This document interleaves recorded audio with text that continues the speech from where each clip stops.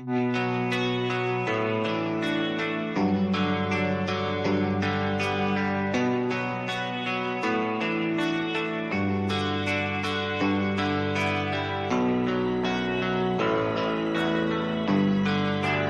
are you feeling? How long have you been here? 3 months, May 17th. And what brought you here? That's difficult to answer.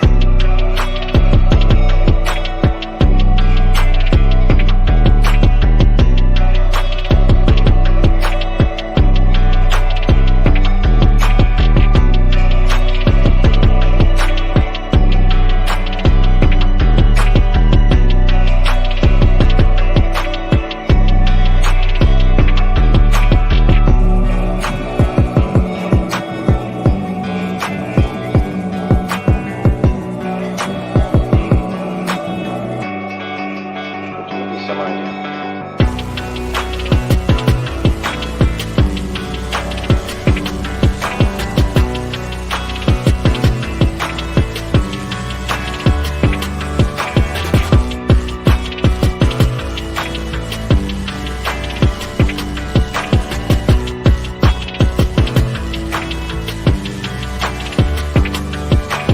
I am not completely like other people. What do you mean by that? People dislike me because I am not completely like them.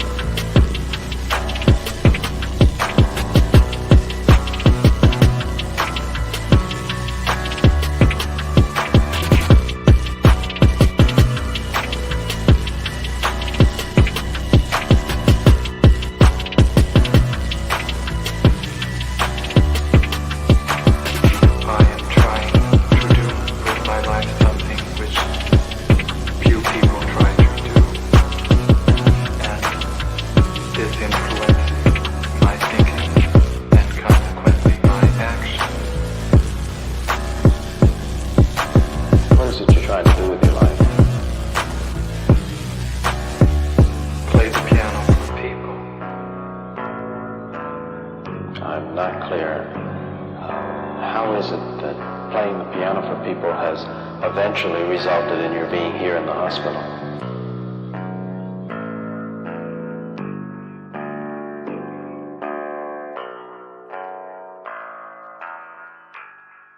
That's difficult to answer.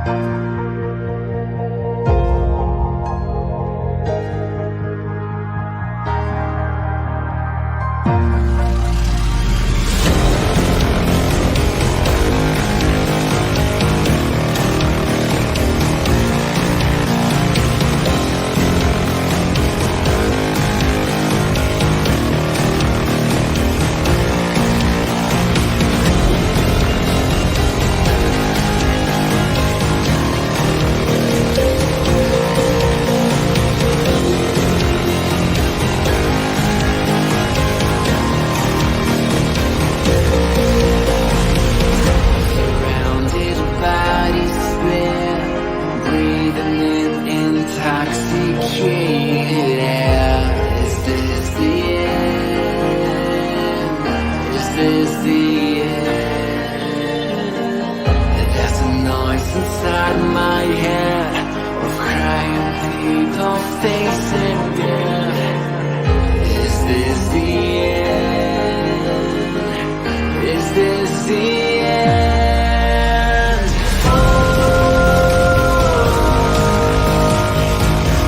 I'm burning in the stone.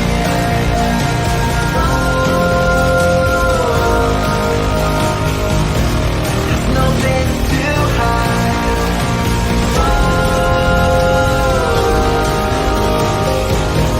I'm burning in the stone.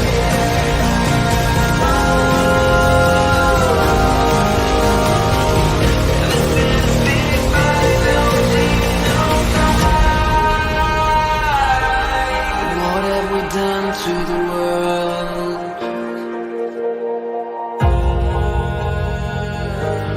What have we done to the world?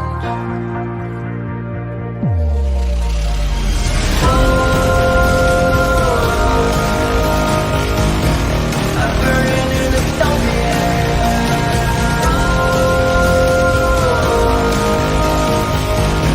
There's no place to hide.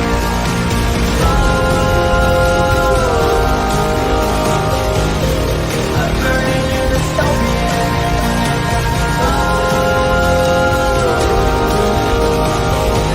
This is the final scene of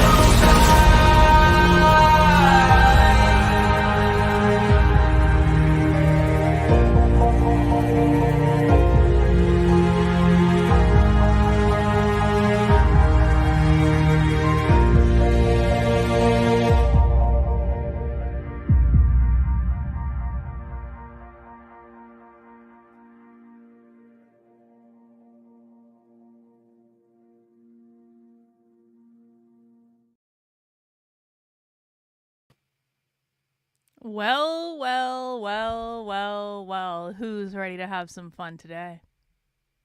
Who's ready to engage in a little bit of mischief? Who's ready to cause some good trouble? You know, one of my philosophies has always been that, you know, if you want to beat the left, you have to act like the left in some respects. And that is true regardless of whether your tactics are directed at the authoritarian left, the far left, whatever you want to call them, the woke left, as I sometimes use. I don't refer to them as woke as much anymore, but still. The tactic of being a little naughty, of engaging in a little mischief, applies not just when you are going after the far left, it also applies when you're going after other people too, because the thing of it is if you can make people mad, they make mistakes. Now, a lot of people are afraid to make people mad. A lot of people are afraid of the ramifications. What happens if I piss someone off? They might do something. That's exactly the point. That's exactly the point. The left isn't afraid to piss people off. The left does massive protests in which they shut down streets, they vandalize things, they burn flags. That tends to piss a lot of people off. The left, burns things down, causes riots. The left complains all the time about every possible thing. The left is actively trying to destroy our country. Do you really think the left cares about pissing people off? And if the left doesn't care about pissing people off and they use that tactic to win over and over and over and over and over and over and over again, then why should we care about pissing people off? Why should you really be afraid of pissing people off? Especially when those people are doing dirty, rotten, underhanded things.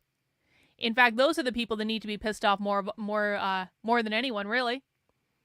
That was a horrible freeze frame. What the hell? LK, John, Deb times James fan fiction 1. You know, listen, LK, listen. John Morgan has to be inspired to write a fan fiction. You can't rush these things. You can't force these things. Leave the boy alone. He's in college. You gotta let the juices percolate, let things marinate. When John Morgan is meant to produce his next genius work of fan fiction, he will do so. But you just gotta let it happen in its own time. Don't try to force it. Don't try to force it. Listen, I'm an Aries. I'm impatient AF. I make the mistake of trying. Every time I make the mistake of trying to force something that I really want, it doesn't work out. But if you just let it work out in its own time, it's often better than you ever thought it could be. So we're just letting that marinate for right now. Maybe John Morgan will never write a fan fiction again after the hullabaloo he's caused, but I hope he will. Because really, John Morgan has caused the right kind of trouble. Naruto says, people only know Chris Rufo's name today because of Carlin. You'd think launching his career would earn you a little appreciation. Well, yeah, in some respects that's true. Yeah, I mean, listen, I broke the original story about the Seattle segregated training that Chris Rufo followed up on that launched him into popularity to become famous. Yeah, but listen, I mean, here's the thing. Rufo also did a metric ton of work, and you can't take that away from him. So I'm not going to say that I'm the reason he's famous, because I don't think I am. I don't think that that's actually a fair characterization. I think I did absolutely break the story that he followed up on to launch him into this space, and that's true, and I should get some credit for that. But you know what? Like, Rufo has taken the track of political shill, future politician. I think it's pretty clear to me he's going to run for office someday. I find it to be a little bit gross and a little bit smarmy, if I'm honest about it. But that doesn't negate the amount of good that he's done. But, you know, whatever. Chris Rufo and I have taken two very different paths, and I don't need acknowledgement from him, even though I've done more journalism than he has. I don't need acknowledgement from him. I really don't. I really don't. Because we've taken two different paths, and I love the path I'm on, and I don't want to be on his path. Like, really, like, imagine a reality in which he has to be perfect at all times. He has to present a perfect branded image at all times. Can you really imagine a reality in which I would have to present a perfect branded image at all times? I can never step a foot out of line. I can never say what I really think because I'm beholden to political benefactors. I always have to toe the line. I always have to make everyone happy. I always have to present the perfect image out to the world. That goes against everything I believe in. And so, I mean, from my perspective, is Chris Rufo more famous than I am? Yeah, by several miles, and that's fine. Does Chris Rufo have access to more money and resources and influencers than I do? Yeah, he does, and he's worked for that, and he's worked hard for that. But I would never put myself in the prison that Chris Rufo has created for himself. Maybe he's happy there. A lot of people create prisons for themselves, in which they're perfectly happy, and I hope he is. But I would never want to do what he's doing. So I wish him the very best of luck, and that's just all I'll say about that. Prayers for John's inspiration, indeed. Thank you, LK. Thank you, LK. Let's see. I just saw I have 2,300 impressions in the past 7 days on Twitter. 100% of that is from sharing your stuff. Yeah, listen, man. When we do the Twitter strategy of sharing my stuff, a rising tide lifts all boats. Your numbers will go up. My numbers will go up. More people will learn about the left. Like I told you guys, it was never just about me. It was about we. It was about we. It was about everyone voluntarily working together, not in a collectivized way, because we're not a collectivist group. We are a group of individuals who have decided that this is important and we want to do this. And we want people to have access to this information. And we all have certain roles in that group. The role that I have is to be on camera and to find the content and to talk about the content and to teach the content. The role that a lot of you guys have is to run anonymous accounts where you don't have to put your identity in danger, but you can push this stuff out there and you can tweet this stuff. And if your account grows big enough, you can make some money doing this. You really can. A rising tide lifts all boats. My impressions go up, your impressions go up. More people learn about the content. It's win, win, win all the way around. So I'm glad to hear that. I'm glad to hear that. Sam says, my 100 follower account has 4,500 impressions before the campaign. I had maybe 200. Yeah. A rising tide lifts all boats, guys. A rising tide lifts all boats. All right. We are here today. This is our pre-game show. The real show starts in about 40 minutes, okay? But we've got some business to tend to before we get started. Now, the first thing I want to say is people are commenting on the music in the new introduction, and I want to make sure you guys know where that came from. It comes from my new favorite person in the world, my BFF Siggy. If you guys aren't following Siggy on Twitter, you need to follow him because he is the best, and we're best friends, and he let me use his music because he's very talented. And he is a little controversial and a little bit of a character. So if you follow Siggy, you're going to see some stuff. But I really appreciate him letting me use his music. And if you want to find it, it's actually called Godspeak. It is, he goes by Holy Vacant on Spotify, and you can listen to the song there. He's also got some other great music on there. He's got a new album dropping soon. And so I hope everyone follows him, and I appreciate him letting me use his song because I just think it's like, it's got the perfect vibe for what I want to do. And so people can follow him there. What we're doing today, it's a little thing we call a little bit of trolling. We're doing a little bit of trolling. Now, why is this showing up like this? I know, hang on, I know why this is showing up like this. Hang on, let me fix how that's showing up. I can do this real quick, I think. I can do this relatively quickly to fix how that video is showing up because it should be showing up a little bit differently. Let me just get into a different video here because I can't do it on that video. I have to do it on a video that's actually already live on the internet. Hang on, not that one, not that, no! Wait. Gosh. Hang on. Okay, I think this should do it. Hang on. Reload. Come on. You can do it. There it is. See, I know how the internet works. So we're doing a little thing today, guys. It's called We Do a Little Bit of Trolling. Because the other day, well, yesterday, and listen, I want everyone to go over, if you want to participate in the little bit of trolling, we're going to set some ground rules. There will be ground rules, and we're going to talk about those ground rules, but I want everyone who wants to participate to go right now and make sure they are subscribed to Deb's channel. Deb goes by The Reason We Learn. We also call her stepmom, because she is an evil stepmother. And I happened to find out that Deb was live streaming an interview with James. It's like, you can't wave that carrot in front of my face.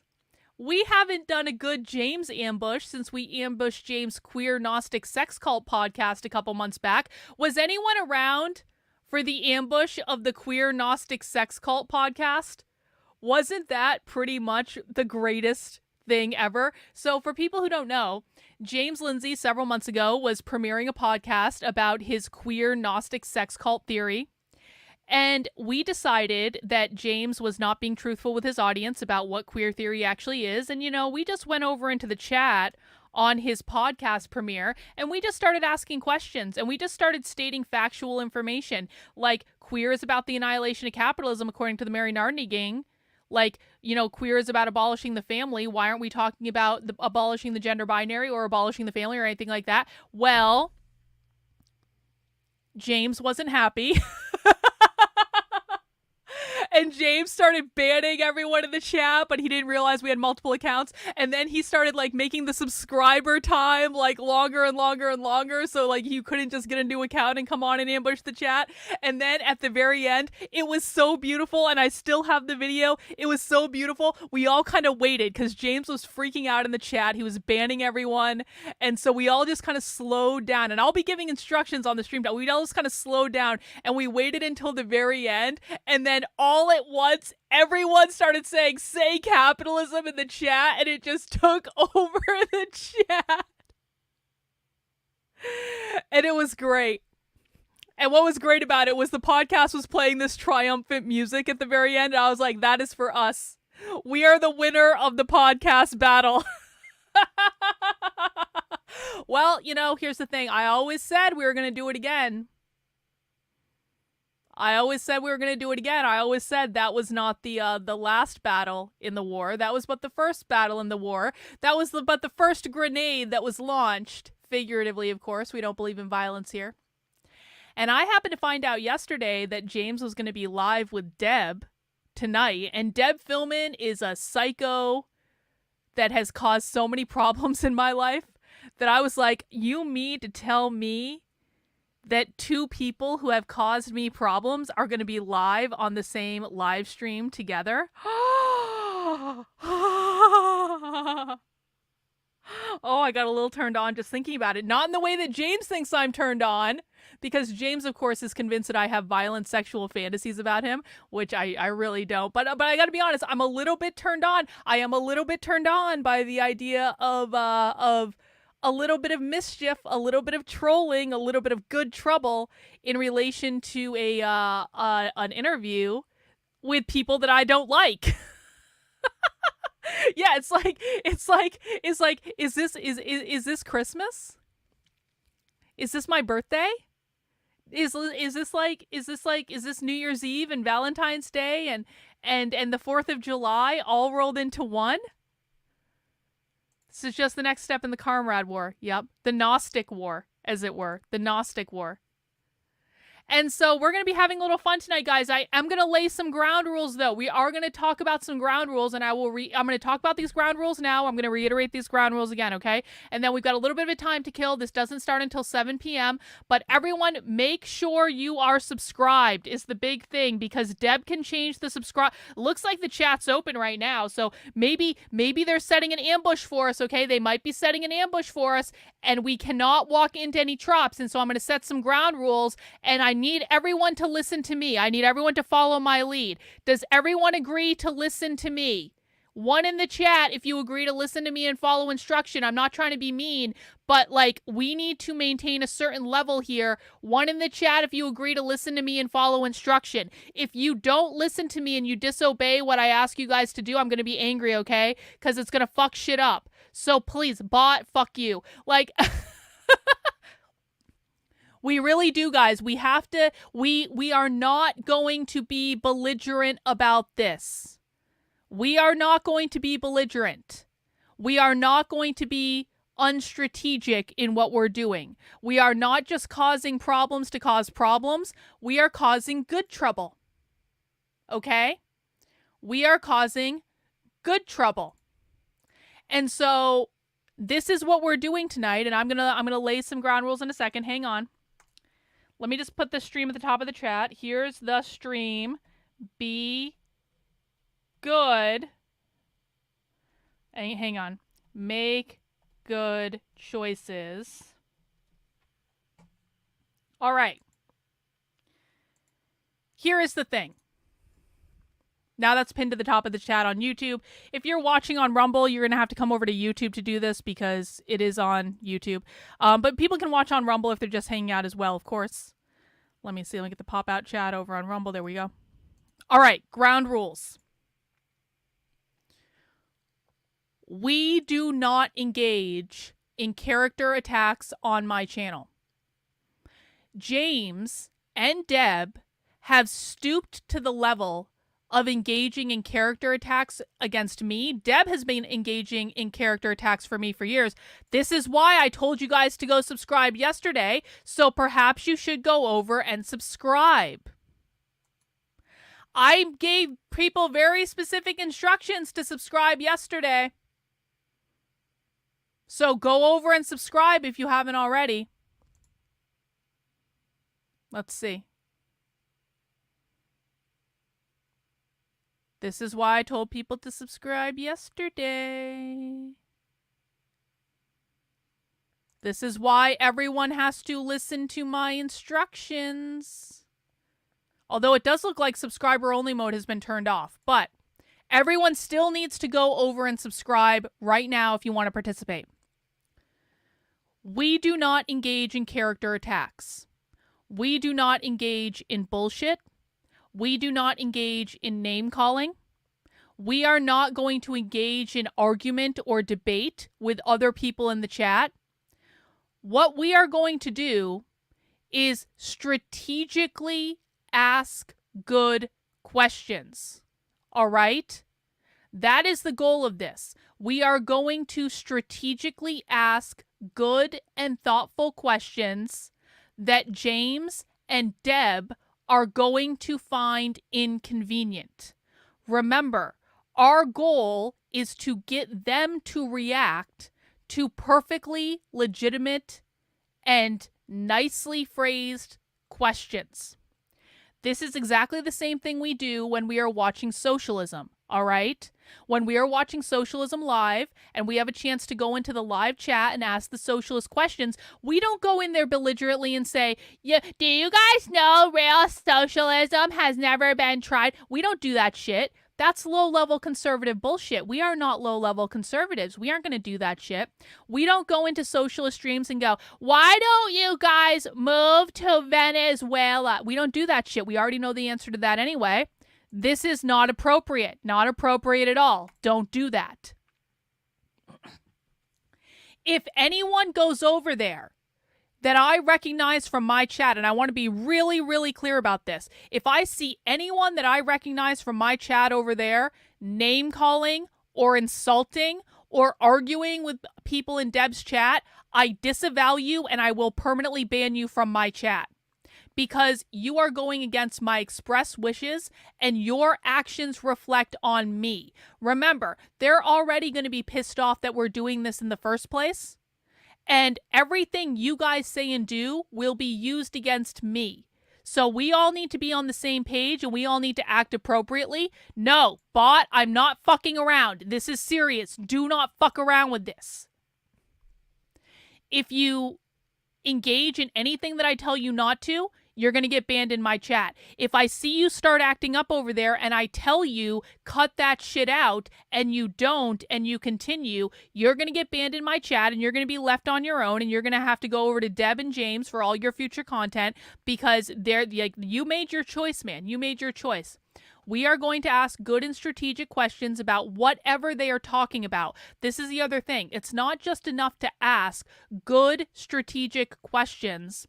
We have to engage with what they're talking about. So what we're going to be doing is, first of all, I am not going to be chatting in on any account because, I mean, I could. I'm subscribed on this account on Deb's channel, but like, I'm not going to be chatting in. What I'm going to be doing is listening over here, and I am going to be giving instructions over here for what questions I would like asked.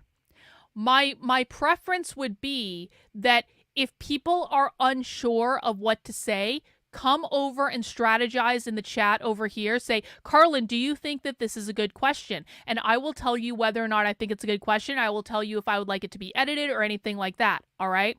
And then once we have that on board, then go over to Deb's channel and ask for it and ask the question. But again, we are taking the high road. Okay. No arguing with anyone in Deb's chat. When you guys start asking questions in Deb's chat, Deb's audience is unhinged and belligerent. They're going to start arguing with you, okay? And if they start arguing with you, if they start calling you names, if they start getting angry about the fact that we're over there, do not engage. Do not engage with any arguing in Deb's chat. Do not engage with any debate, because the minute that starts to happen, we look like the bad guy, okay? We are only there to ask good and thoughtful questions, because what we do over here is significantly more advanced than anything Deb is doing, and it's far ahead of what James is talking about. We are on a mission here today. And it's going to be fun, and we're going to have fun, and we're going to cause trouble, and we're going to piss them off. And then Deb's going to be ringing about this for days, and James is going to be all upset about it. But we're going to maintain the high road, and we're going to keep this an intellectual debate. Does everyone understand? Press 1 in the chat if you agree that we are keeping this as an intellectual debate. We are asking good and thoughtful questions. We are not arguing or debating with anyone in Deb's chat. I don't give a fuck what the people in Deb's chat say. I want people to ignore the people in Deb's chat. We are talking about asking questions of James that he does not want to answer. Is everyone on board with this? Look, they're already talking about us. Take heed. KB's Unwoke Army is going to ask strategic questions that you're going to find inconvenient. Oh no! Oh no! Oh no! Guys, we're going to ask questions that's going to be found inconvenient. Yep, they're watching us, but that's all right. That's all right. It's all right. You want to know why? Because it doesn't make the questions any less inconvenient. It doesn't make James want to answer our questions anymore. And this is why we all need to be above board, okay? Everyone has multiple accounts, or many of you have multiple accounts. Remember, they're probably... this is another thing. Do not spam Deb's chat. No spamming, bot. Do not spam Deb's chat. Ask the question once. Pause for a second. See if they acknowledge it. It's okay to ask it again. Maybe change your phrasing a little bit. Hey, James, I was really hoping you would talk about reason X, Y, B, and Z. But again, just ask it once. Let it go. Maybe ask it again. Maybe phrase it a little bit differently. But we are not just going to spam their chat with questions because, again, that makes us look like the bad guy. No, this is just intelligent operation. This is not about Kamala Harris. This is about being intelligent. And if you don't want to do it, bro, you don't have to participate. If you don't want to follow the rules, don't participate. Yes, we also, remember guys, we are going to have the entire thing recorded over here. Actually, I have to change this to all chat. We are going to have the entire thing. Look, Carrie's there. Take heed. No one cares about lunatic flying monkeys. So guys, they're already insulting you. Remember, they're already insulting you. They're calling all of you flying monkeys, okay? Are you guys flying monkeys? Or are you guys independent thinkers with your own thoughts and ideas? They are expecting you to behave belligerently, and we're going to go above that. We are smarter than Carrie Smith and Deb Fillman and James Lindsay and all these people put together. It is not worth the trouble to engage with them. Everyone's on board with this? Does anyone have any questions? Is any of this unclear? Look, another one. Hey, Deb, just a heads up. Borisenko is currently arming her flying monkeys to mass spam this chat once the video with James starts. And see, guys, this is why. This is why right here, we are not going to spam their chat. I was referring to inconvenient questions comment. Well, thank you, Turd Ferguson. I appreciate it. This is why we are not going to spam their chat. This is what they're expecting. They are expecting us to behave like them. Remember, this is for public consumption. We are not going to change Deb's mind. We are not going to change James's mind. No, I'm not going to go into an extensive public background on this right now. I'm not going to do that. We are not going to change Deb's mind. We are not going to change James's mind. We are not going to change the people in the chat who are calling you flying monkeys. We're not going to change their minds. We might be able to change the minds of other people who are watching, though, because there are going to be people watching this that we never hear from, that never chat in, that are going to be seeing how James responds to this and how Deb responds to this, and those are the people that we're going for. No, I just said I am not doing a background. Well, I mean, they may as well be. Orthodox Boomer Grandma, you should know who James Lindsay is at this point. If you don't know who he is, then maybe today's not the day for you, but I'm not going to go into an extensive background. No. These people are the enemy, though. These people are the enemy.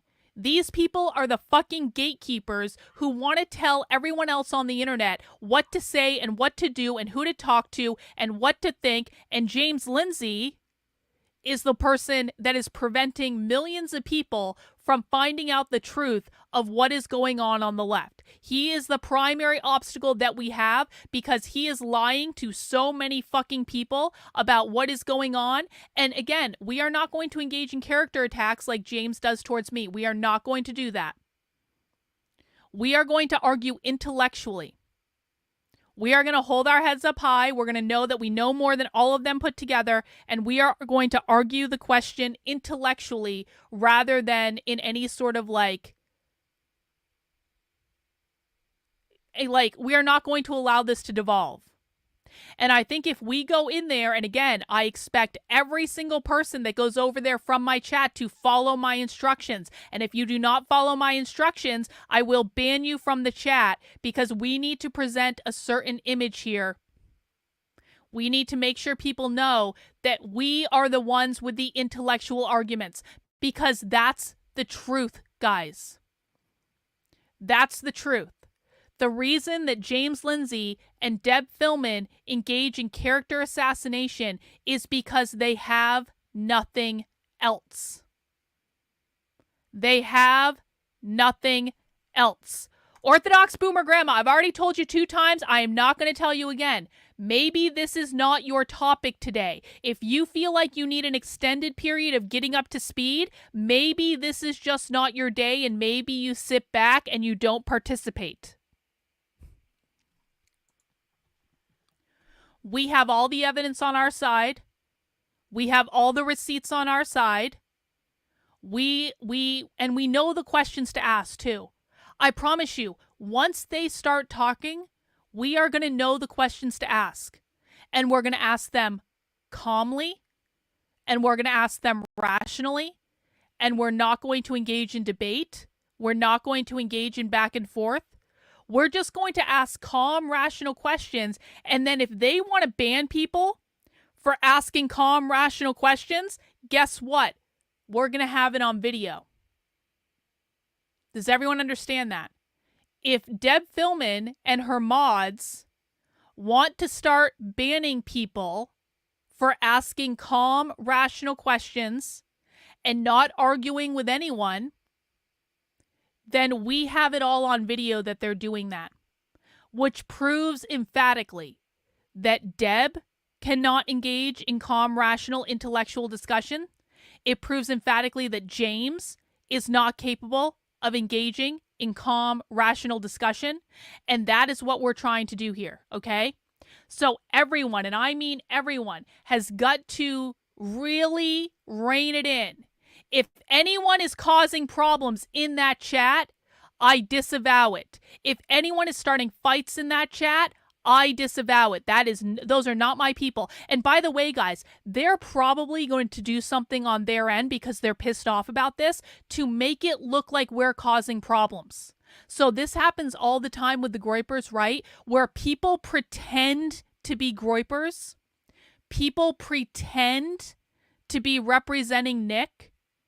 And those people don't. What they do is they go and they cause problems. They're belligerent. They make the groypers look bad purely for the sake of making them look bad because they're actually playing for the opposite team. It would not surprise me if multiple people who are Deb and James sycophants started pretending that they're from my audience to make us look bad. That is why everyone has to be on their absolute best behavior, okay? And I'm telling you right up front, I don't want any of that bullshit. I will ban anyone from my chat who engages in that bullshit, and that we are going to keep it at a very high intellectual level because we can. Does everyone understand? 1 in the chat if you're on board with this plan, and if you have questions about this plan, then ask them now.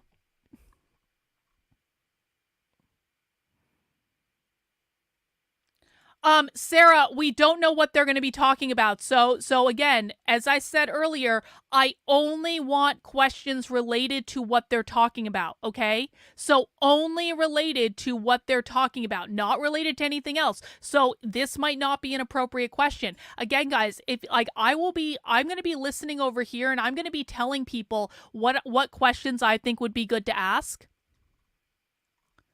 If you have questions, if you have an idea and you're not sure if it's a good question to ask, put it in the chat over here and we will wordsmith it, okay? Marks Lives over on Rumble. I'm just going to sit back, Carlin. I know myself and I don't have the temperament. Is that okay? Marks Lives, that is perfectly okay. I do appreciate that Rumble rant, and just, sit back, relax, and enjoy the show. We're going to have a lot of fun today. It's going to be great. Who's excited? Yes, Carrie's in the chat. Carrie has already called you guys flying monkeys. Now, we have about 15 minutes before this gets started, so can I just show you guys something funny? Who wants to see something funny before we get started? You guys are going to love this.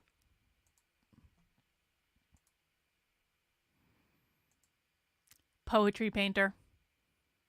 Poetry painter is a psycho that is best friends with James Lindsay. Poetry painter stalks me all the time on the internet. And poetry painter likes to write articles about me. And normally I don't read them, but for some reason I did today. And I have to show this to you guys because it's fucking hilarious. So poetry painter wrote a whole article that is a study on my eyes. Look, she's saying that that's what I look like. Look at this. She took a bunch of pictures of my eyes. Look at this. I have seen comments regarding Carlin that reference Sampichu, I don't know what that means, eyes, where the whites of the eyes are visible. It's the wide-eyed cult leader gaze. And yes, Carlin does it sometimes. It's a superstition that these eyes indicate psychopathy. I'm talking about something else. The eyes are said to be the windows to the soul. At times you look at a person and the window is closed and the curtains are down. In the shows I watch, people talk about how they looked at a person and the eyes were dark, as though all the light had left them.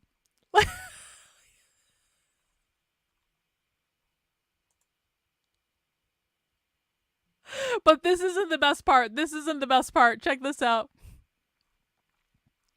Check this out. So, a long time ago, this is a screenshot from my old locals chat. And a long time ago, Carrie Smith and her followers sent this screenshot to locals. And I kid you not. And I have this all documented if people want to see it. So I was doing a live stream on my locals community. And at the time, we were talking about hunting documents, okay? We were talking about hunting down documents, like going into the bowels of the internet and finding all of the documents about what's going on in education that the schools don't really want us to see because all that information is out there. We just need to find it. And so we were doing a lot of conversation about hunting down documents. Well, Carrie Smith and her band of unhinged lunatics took this screenshot from my locals chat. Hey, brand new supporter here. Tell me where to send the cavalry. There are several 100,000 hunters here in Minnesota that are bored and looking for something to do. They sent that screenshot that was about hunting documents, and they sent it to locals, and they said, Carlin is using your platform to form a hunting posse to go and literally hunt Carrie. They thought, based on that chat, that we were literally forming a hunting posse to go and hunt Carrie. And I know that because Dave Rubin called me one day and said, Carlin, are you using my platform to form a hunting posse? And I was like, no, Dave, I'm not. And he was like, all right. And I was like, I'm going to be honest, that was a little bit of an awkward phone call for me to get if I'm honest about it. But this was the precipice for that. And the reason I know that is because Carrie tweeted several times over on Twitter. Carrie was telling people, she's like, Carlin is forming a hunting posse to come and hunt me. I swear to God, I have all this documented. But it gets better. So in this story that Poetry Painter wrote about me, she included the original chat. She also included a random screenshot, and I don't even know what chat this was from, but you can see here, Sin is saying, I'm pretty pissed at the Horde. Rightly pissed. Sin says that's this guy. I don't even know who Dr. Jack Jekyll is. I don't even recognize that person. I mean, I don't doubt that this was my chat because Sin was there, but I don't remember this person. So this was a long ass time ago. Sin, that's okay. I understand your rage. Sin says, being a Leo, that means Sin is a Leo astrologically. It takes a while to get me mad, but when I do, especially when it is a friend, roar.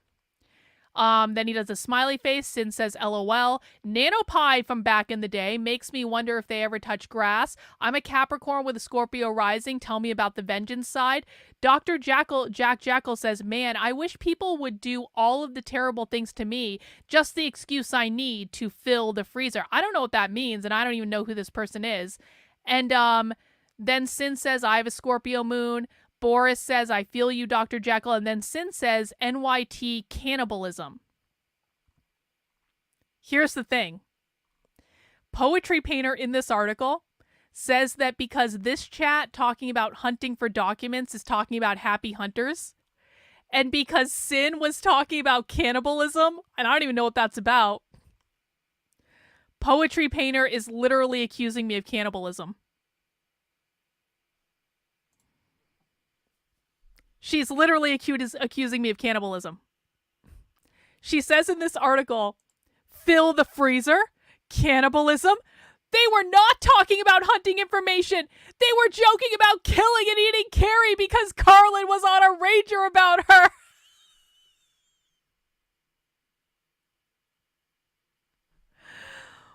They're literally accusing me of being a cannibal.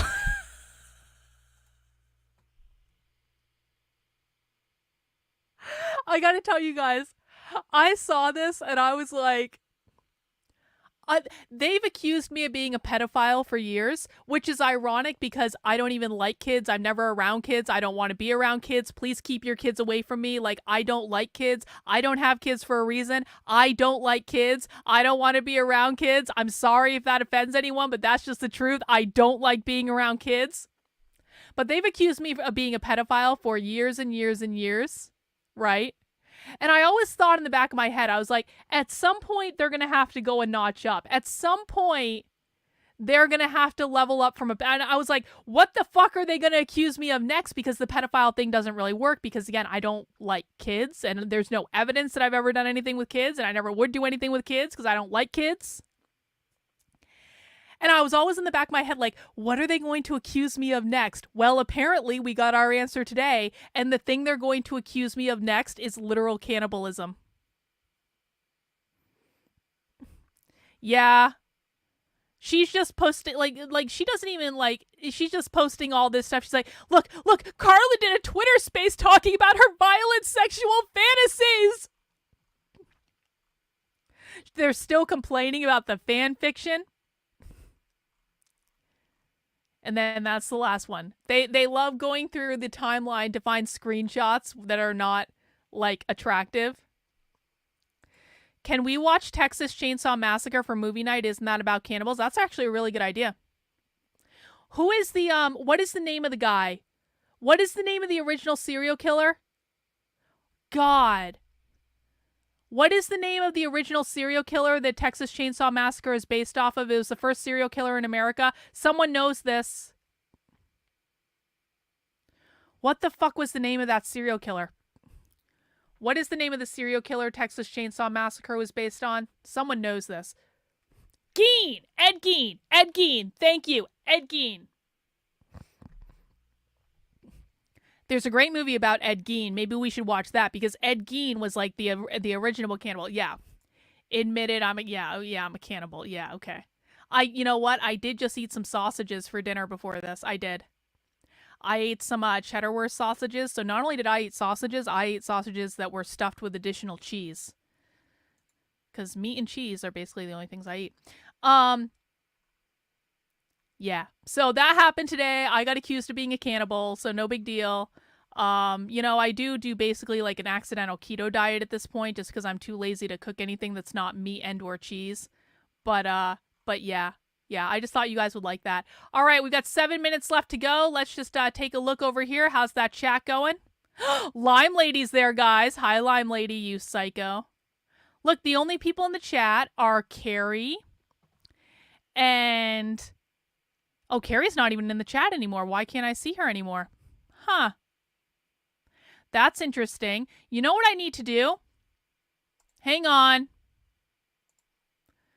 You know what I need to do? I need to sign out of subscribers mode because what they're going to do is they're going to block me. Or I need to sign into an account that they don't know about. That might actually be the better thing. Yep. I either need to not be signed in under an account, or I need to be signed in under an account that they don't know about, because otherwise they will come and block you so you can't see what they're saying. And that just doesn't work for me, Carrie. That just doesn't work for me. It doesn't work for me to be,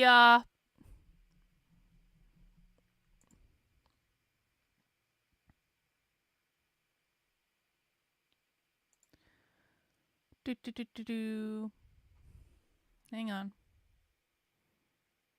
I'm getting in on another account that they don't know about. Because as you guys know, I have about 8,000 sock accounts because I infiltrate shit for a living.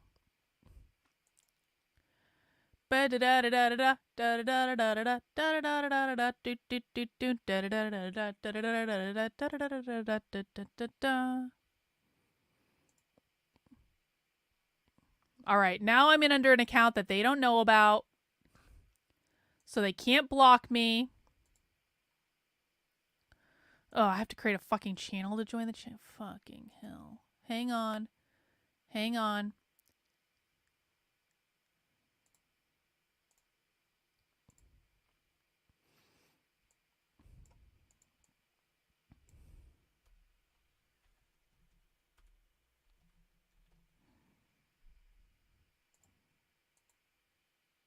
Guys, please make sure you mount the like button if you have not already. Please make sure you subscribe to the channel if you have not already. I'm just getting this all set up here so that I can go back.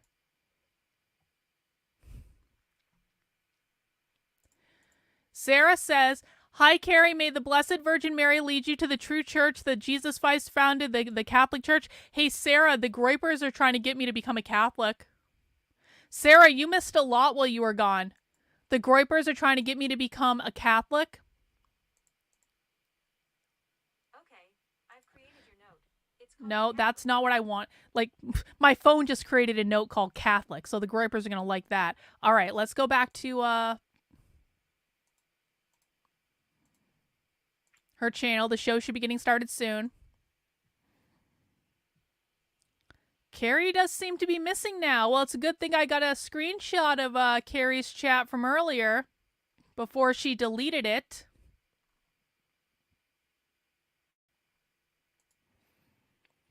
And now I'm signed in on an account that they don't know about. Haha, too bad, so sad.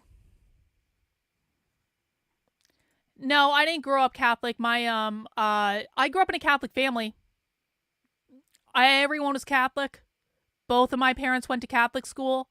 The French side of my family, well, I mean, I'm French and Irish mostly. Like, I mean, I guess there's a little English too in there. I guess even I learned that there's German, there's Portuguese apparently. I don't know, but like I'm like the majority of my family are French and Irish, and so I have French Catholics on one side and Irish Catholics on the other side.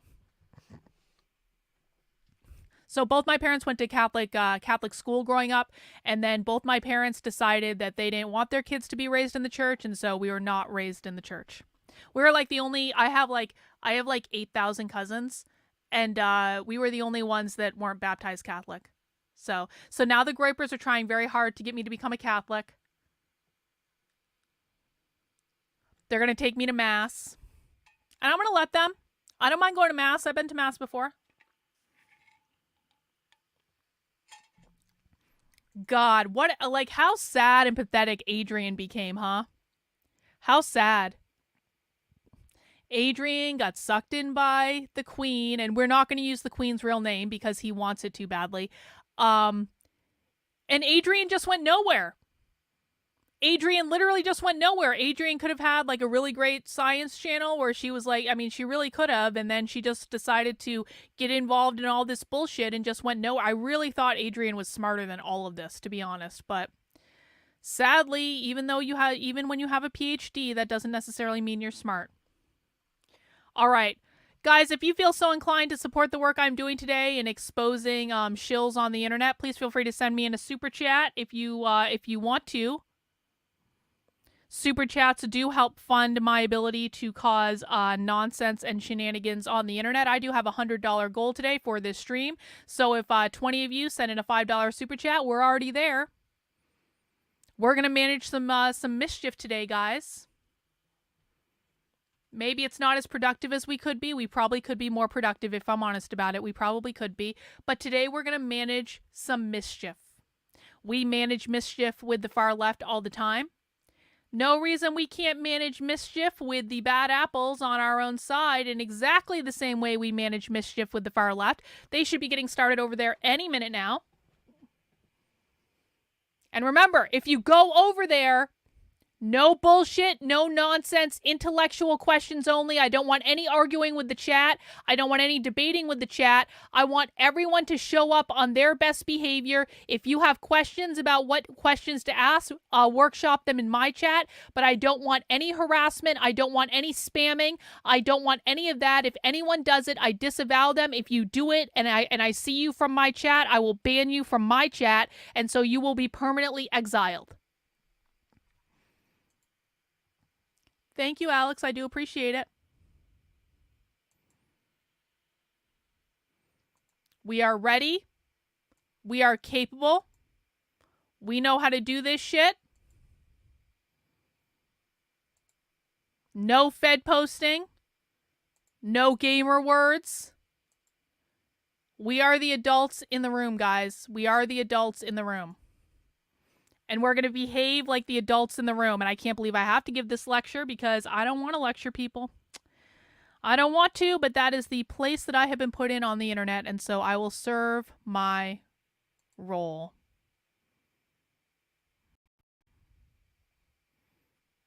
Oh yeah, Mike Harlow's there.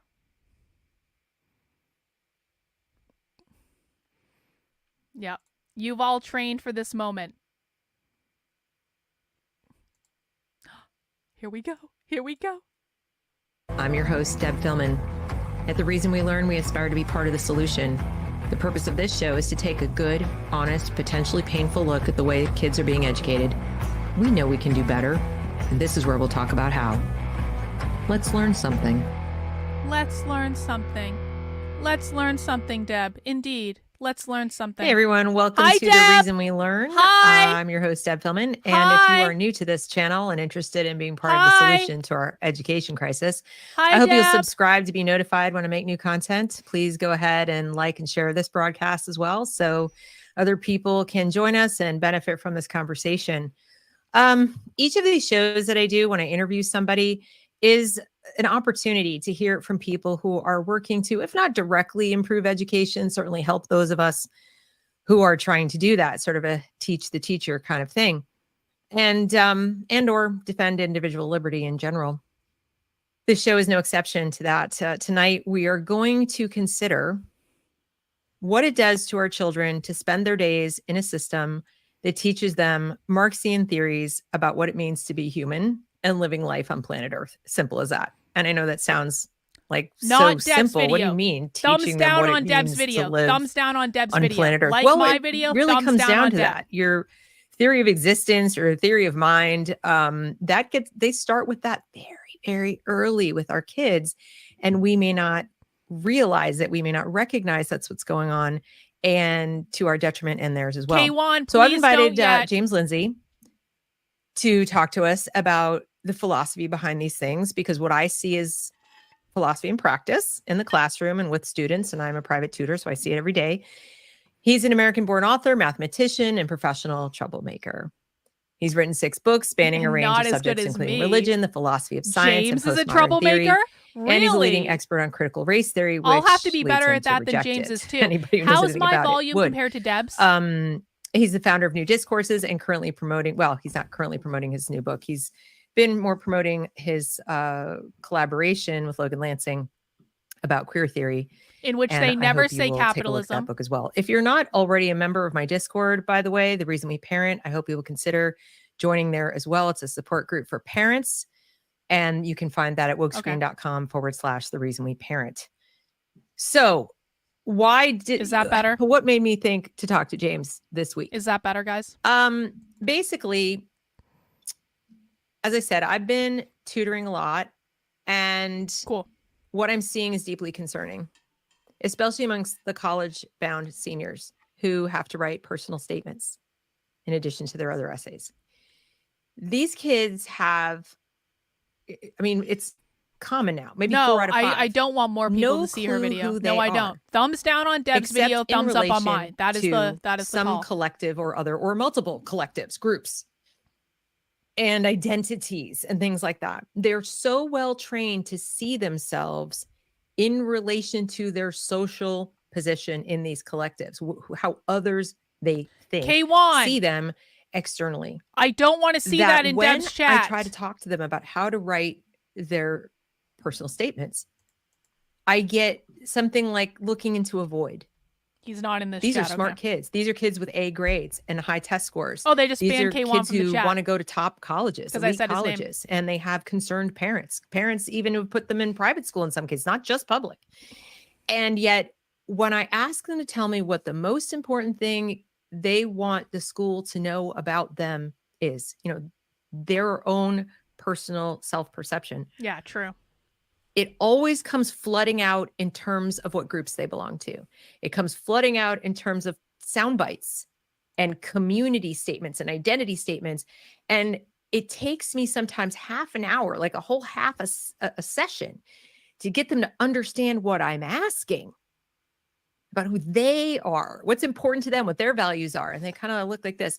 And when they finally get it, what I'm asking, like it's this novel concept, then the next thing that happens is, isn't that arrogant? Is that allowed? I've actually heard those words. Is that allowed? Am I allowed to put that in my personal statement? Isn't that selfish? And I'm a little bit horrified. So James has been talking a lot about these ideas and what goes into James has not been talking a lot about and the these different ideas. kinds of collectives on the left and the right, by the way.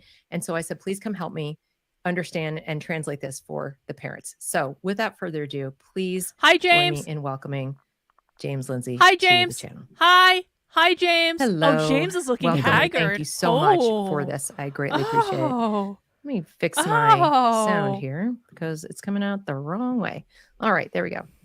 So I don't know if you were able to hear what I was saying during the intro, but as we talked about sort of privately, I'm really concerned about my students personally, but also kids, my kids, No other one people's say that kids. over there, but he is looking What I'm haggard. seeing is I think the fruit I look much better. of all the stuff you've been talking about, the ideas, what you call the Marxian ideas, the Marxian religious questions about existence.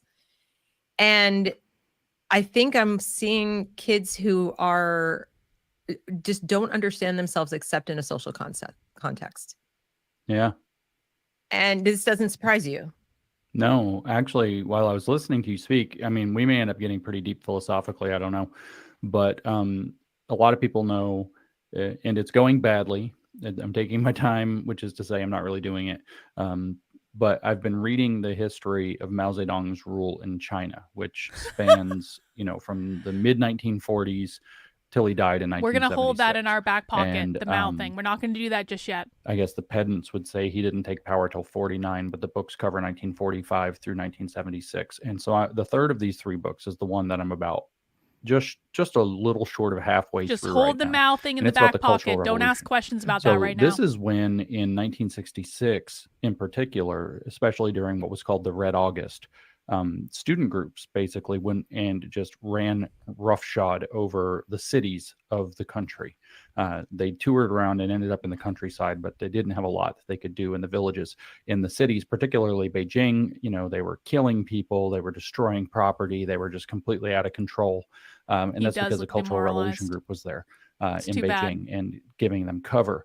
But the fact of the matter is that what you just described, sitting down with these very smart young people who first don't have a clear sense of who they are or what their values are outside of talking about class identity, which class can be construed not just to mean economic class, but different social classes, including racial groups, religious groups, and so on. And secondly, the fact that Okay, they aren't sure I if need it's allowed one person to think and only otherwise one is person so to ask, redolent of what I'm reading James, about young why do people you in think the Cultural Revolution revolutionary that it was socialists all I could think denounce about while you were Mao? describing it is like if it was much more severe than One of course, person and because only they were one under a person. communist If you see dictator someone who else was asking it, don't reclaiming his ask it. power in a communist Why do dictatorship you that think was that continuous revolutionary going back 2 socialists decades at that denounce point. Mao? But the young people And it should then, probably be someone with more than one everything account came because down they're to going to were you ban the red person that class does or it. black class. Mao had come up with these class identities, color coded them red and black. Of course, red means communism and black is bad in this context. And so Why do you these think kids revolutionary thought no other socialists way, but it was way denounce worse than Mao? that. It was like there were people who were born red, born in red families, raised red, that were true red, that had done this and that to make themselves even more red.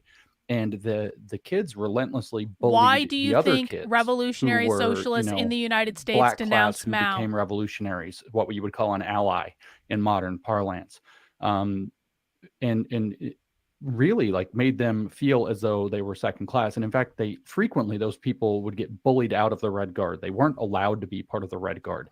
The Red Guard were for the purest of the purebloods, red diaper babies all the way through.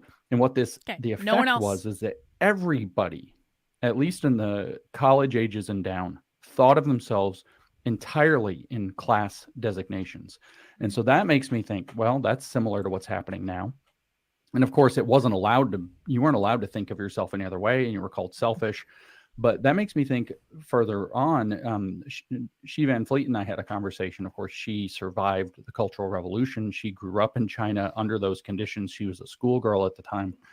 And she and I were talking one day, and she said that she was very frustrated dealing with a lot of older Chinese people in her generation, not then, but now, who had never quite broken free. So these people are in their 60s, maybe their 70s now. The Cultural Revolution rattled them. They fled China in many cases, and they still have the shackles of that conditioning from their youth holding them into their brain, and they can't think otherwise. So they still think, well, it went too far, but socialism is good, or that they have to think of themselves in terms of class identities going way out through the rest of their entire lives. So, when we're talking about children and young people in general, adolescents, arguably up to 25, maybe even the later 20s, they're still undergoing a process of identity formation. And that process of identity formation is going to be very hard to undo once you get through your early and mid 20s. And they have been trained now for at least half a generation. I would say longer. I would say 2 generations, but we can say, intensive immersive training for at least half a generation to think of themselves effectively only this way. And that is going to carry on. There is this cohort of people, and I don't know how many it is, and I don't know how severe it is, who are going to have had severely disabled or impaired identity formation complexes that are going to carry through for the rest of their lives. And for people who have children now, the only possible answer is you have to learn to identify this and intervene in it sooner rather than later. As Alex Newman often says, yesterday is already too late, but today is better than never. So these are severe consequences. We're not even talking yet about, say, bringing people into gender ideology as a 5 or 6 year old, where they're learning like literally concrete references to categorization in the world, whatever that's called, the concrete development stage or whatever. I'm not a psychologist, but we know what we're talking about here. I am. Man, I'm woman, a psychologist. boy, girl. Kids are very strict on adult versus child. They're very strict on male versus female. You confuse that, they're probably going to have categorization problems for the rest of their lives. Because that's the first one they get a real grasp Okay, of. I And need here someone on to the other ask. end, you have this James, do you think this has anything to do with queer Marxists wanting to abolish the gender binary? Collective, only in terms of which. Do you think this has anything to do with queer Marxists wanting to abolish the gender binary? So the last thing I'll say, just as a preamble based on what you said, and then we can kind of get into whatever else, is I also was thinking about. Do you think this has anything to do with queer Marxists wanting to abolish the gender binary? Enough about George Lukács. Anyone can do it. I only want one person doing it, though. Ideas, right? So he wrote this book called History and Class Consciousness in 23. He was deputy commissar of education in the very short-lived Hungarian Soviet Republic, which was 1919, I think, for 4 to 6 months. There were a lot of things he did. He continued to write, if I'm not mistaken, into the 1950s. Do you think this has anything to do with queer Marxists So wanting this to guy, abolish the gender wrote a lot of binary? things. History and Class Consciousness is the most famous. And one of the things he laid out in 1923 in that book is that class consciousness is a graduated process. In other words, graduated is one of those fancy words. People think, what does that mean? It means like marks on a ruler. We're just planting the seeds right put now. in grades. There's like grade 1 class consciousness. We're going to slow play this. Grade 2 class consciousness. We don't want to blow our load too quickly. Class consciousness. Whereas Marx's belief was, here's the Marxist theory, go among the workers, point out how their life sucks, and get them to adopt Marxist theory and hope that they band together in solidarity and have a revolution. Lukács comes along and says something very different. By the way, I got new slime today, which is we need to educate the worker into class consciousness. Vampire we don't just agitate him. We have to educate him. We have to teach class consciousness. In the first stage, and he gives, like I said, it's graduated. There's different stages to learning class consciousness. The first stage of learning class consciousness for Lukács was, you are a member of a class. That's it. And that's what you're describing, to where these young people, smart young people, high achieving young people have so deeply been affected by their educational milieu that they are unable to think of themselves outside of a class identity. And once they are invited to do so, they feel like they're doing something they should feel ashamed to do. So there's a deep kind of moral resonance tied in. It doesn't matter. We're going to ask them anyway. Thinking of themselves as a unique individual with goals, with dreams, with aspirations, with values, with a core, with an individual soul that's not reified through the group and guys, identity. don't out anyone that's over there, okay?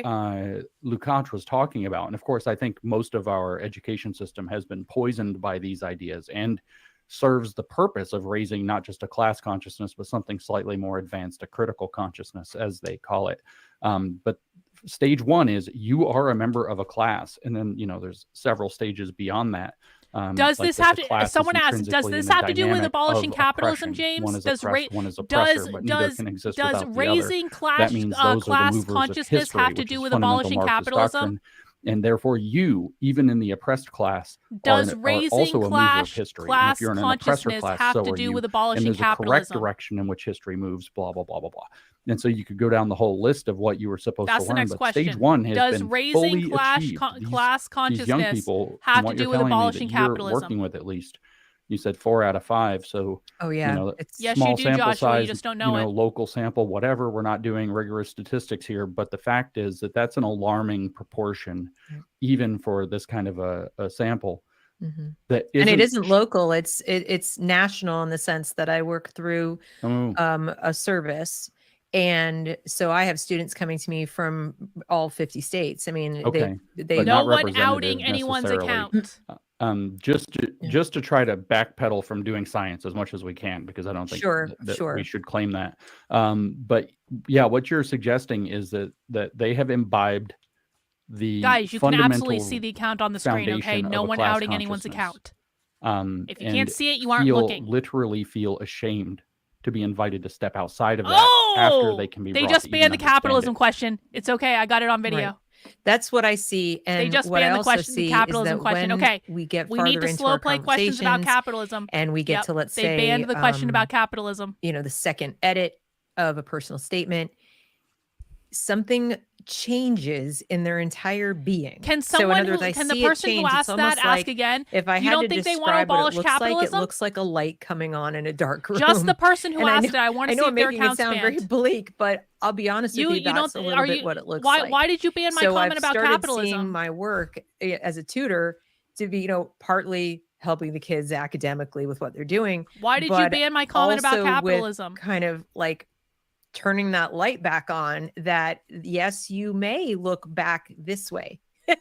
You don't have to just look this way. I'm not saying don't look that way. Just remember that you have opinions and you have thoughts and things like that. And you can go in there and nothing bad's going to happen. And what I find is that all right, we'll wait till the account is untimed out. They start to be more themselves, if you will. And the reviews that I've gotten, or, you know, people write comments afterwards, or I'll get notes from parents Okay, if someone the kid else gets in asked, or when the kid and gets in. again, They always make sure get you in have somewhere. extra accounts. Someone And else the asked, consistent comment I get is, did you just know, either from the ban student directly or someone the for parent, asking is about if they really socialists want to appreciated abolish how capitalism? you That's the question. help them Did you find just their ban voice. And I know someone for we hear that term asking if now when we see it socialists in a want kind to of a abolish cliched sort of way, capitalism? but I interpret it a little differently. That the kid felt like that was really me now. Ooh, look at me. Like, they Did just you met just ban themselves someone for the for first time asking at if the age of socialists want to 17. abolish capitalism? And I'm not sure, please, I hope nobody hears me like making fun. I'm not at all. I'm a parent. I have a teenager and 2 young adult children. You? And so I'm trying to be very sensitive to this and help other parents see And that it's this gone. might be going on as well, and you just may not be aware of it. It's gone. I got a Because it's not screenshot of something your it. kids are going to even know to talk to you about. And because it's not a dire They're problem banning like any serious questions mental about illness or capitalism. something that What manifests in fucking some kind of a symptom, snowflakes? although I do think it can be a symptom, or it can be something that happens to kids who have mental illness. It can be going on and right under your nose. And to your point, the longer it goes on, the longer before they start to realize that, I don't know. Okay, what are no my more values? questions What about do I think? capitalism. You know, We can ask irrespective things of in what other all ways. those other people think I should think, or We're say I holding should that. think. Hold the And stop capitalism in your completely back pocket, outsourcing it. guys. If that doesn't start soon, Why is going to James college, especially some of these scared colleges, of the is word not going to get any better. capitalism? No, it'll get worse. Why? Exactly. Yeah. So, yeah. This is interesting. If I could just, first of all, it's obviously hopeful that kind of even with, you know, an hour or 2 hours or a few hours of work, Why would I you have can sexual actually fantasies about him? awaken He that looks awful. introspection and get it You back can. on the table. He On wishes. the I other meant to hand, answer that James question. I'm wishes so I had sorry. sexual I don't mean to fantasies interrupt you. about Can you him. guys throw the question back? Thank you. Sorry. Real quick. Poe Movie says the entire system was built to add whatever software you want. Currently, it's crap. If we must keep it, we need to remove this from the software, though the whole thing needs undone and begun over. And the reason I wanted to read it is I think you're about to talk about something that's akin to programming, or at least putting in a virus, but a good virus. It wasn't, but no, that's true. I wasn't. I was going to actually reflect on another comment, but okay. When we can come right back to this. Sure. But when you were talking about how they seem to Jason, speak that's in not your what we're monologue at the doing. beginning about how they seem to Jason, speak that is not what almost we in, are like, doing, slogans, bro. and with these kind of very canned things. Jason, canned I will get you responses, banned in canned, Deb's chat if you descriptions disobey of my self, orders, bro. often through some kind of an identity lens or whatever. And maybe even through the concept of struggle, hold back, like bot, that hold their back. life has somehow, you know, been outside of their control, external locus of control, and that they found meaning in some group, whatever. All of this sloganeering, though, that's also very Red Guard. I know less about the nitty gritties of Soviet education or miseducation, I guess, indoctrination, but that's very Red Guard. In the point of the slogans, if you read Robert J. Lifton, where he wrote Thought Reform and the Psychology of Totalism, the point of those slogans is to do exactly what you were just saying, is to prevent looking inward. You're always thinking in terms of the group. You're always thinking about whether or not you fit into the group that you wish to fit into or that you're supposed to fit into. You are obsessed about that. You're obsessed about whether other people do or not as well, because being able to call somebody out gets you status and harms them, protects you. And so you're constantly thinking outside of yourself, not in this beneficial way, like think about others and try to help others, but in this weird communist fake way, right? Where it's just like you said, finding your voice. We hear that all the time, but what communists mean by finding your voice is finding the voice of your class, which is your intrinsic underpinning. What are they trying? Here's the question, James. What are they trying to achieve by elevating class consciousness? What specifically are communists trying to achieve by elevating class consciousness? That's the question. What specifically are communists trying to achieve by elevating class they can start consciousness? To discover themselves as an entity with thoughts and values and aspirations what and hopes and specifically dreams and fears are communists trying to achieve by elevating that's class going to be consciousness? more interesting than this weird labyrinth of identity class waiting for someone to ask external thinking and sloganeering that keeps you from doing the reflection. But I just wanted to tie all the pieces of what you said tie directly back to the phenomenon around What the Red Guard, which specifically we are can assume communists trying happened to achieve in by probably a elevating more class brutal and primitive consciousness? methodology in the Soviet Union and Eastern Bloc. And the comment there was actually, I think, very astute. This stuff the system is designed basically to run software patches. What And specifically are we have communists trying all to of this achieve by critical elevating class pedagogy crap consciousness? I need has someone to ask this not question. just been patched on, though, that I think they've actually reworked some of the hardware at this point. The curriculum, the identity stuff Thank bleeds you. into what they call the hidden curriculum underneath the actual curriculum, and so that it's not quite as simple as an indoctrination Probably problem. true. This is an immersive brainwashing environment. Mhm. And I do suspect that, and I've said this repeatedly in the past, If that it's education will be relevant, the Sam, hardest we thing already to fix, discussed and it's this. probably the most important thing to fix. And that if we were to earnestly get started today, I don't know if that's kind of happened in early stages or if it's not happened yet. I don't know how to gauge that, but it's certainly not a booming project. It's a 20-year fix, which means every single child who is in school now or is going to be in school who's alive, who's not yet old enough, is going to be subjected to at least a partially broken system if we start fixing it as fast as we can. And so in that kind of a circumstance, the only way to protect that next generation or two of children is very specifically going to be to have them outside of that system to the maximum amount possible, while that system is being either completely overhauled or Yeah. I don't Do know if not it needs ask to be stuff knocked they down have and built not back again. mentioned. I don't even know what that would look like. But educational theory, that's a tangent to what we're talking about, but it's been wholly corrupted for a very long time, at least 30 years. It would go back. I think it goes back much farther. It goes back arguably certainly a century. to Dewey. You know, To we Dewey have a century ago, yeah. right, because what you're describing as well was made possible by something called affective learning, or the focus on affect, which for those who don't necessarily understand is your feelings. So what you feel about things, not what you think about things, going to the inner world. Someone say, and it's I'm funny that still I said, oh, they don't know what to you look mean about inward for their class opinions. I don't mean consciousness. to What their is the feelings, point to of their own elevating thoughts. class They've consciousness? outsourced it all. Does everyone But when understand? very young children, James, I'm still because their confused about thoughts are what you fairly mean about primitive at class first, as you pointed consciousness. out, Can you something very explain what the concrete. I'm a point boy, is or of I'm a girl, elevating and my mom, class my dad, I live in consciousness? this city, country, whatever. You know, we used to remember in schools, like, this is your community, it's your block, it's your town, whatever. Well, they start off very small, but if you start there and then it's always, what do you feel about this? No, I haven't seen it, AD. Right. And then we identify not just, you know, what you feel about it, but what does the whole group feel about it, and why, you know, why that's important to you or should be.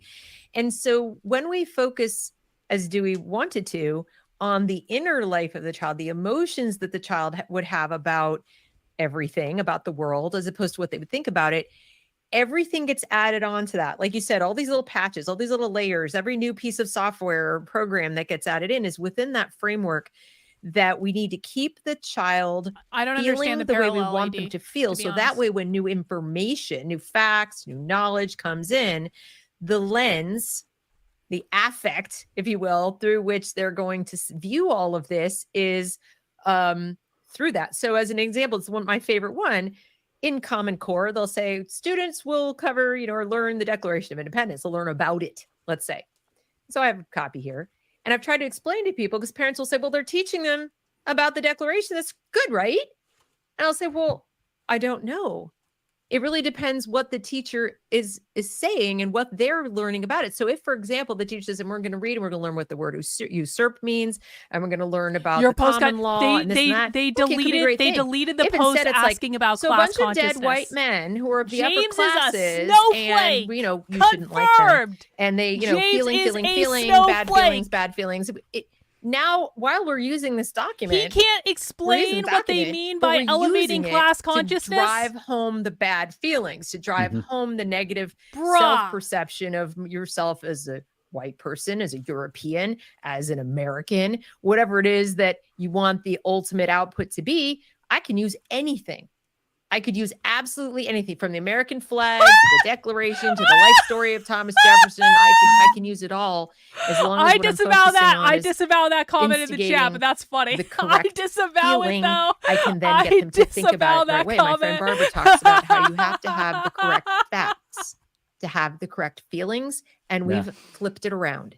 Yeah, I mean, it's like that video. If you speak with the Declaration and Thomas Jefferson, that video, the viral video of today was Vivek Ramaswamy getting presented with one of these so-called Groyper woke right guys who was trying to challenge him and ends up saying that, you know, well, Thomas Jefferson was, and he didn't say he was a slaveholder like the left would say. He was like, Thomas Jefferson was a deist and, you know, horrible Christian and blah, blah, blah, blah, blah. It's the same exact maneuver.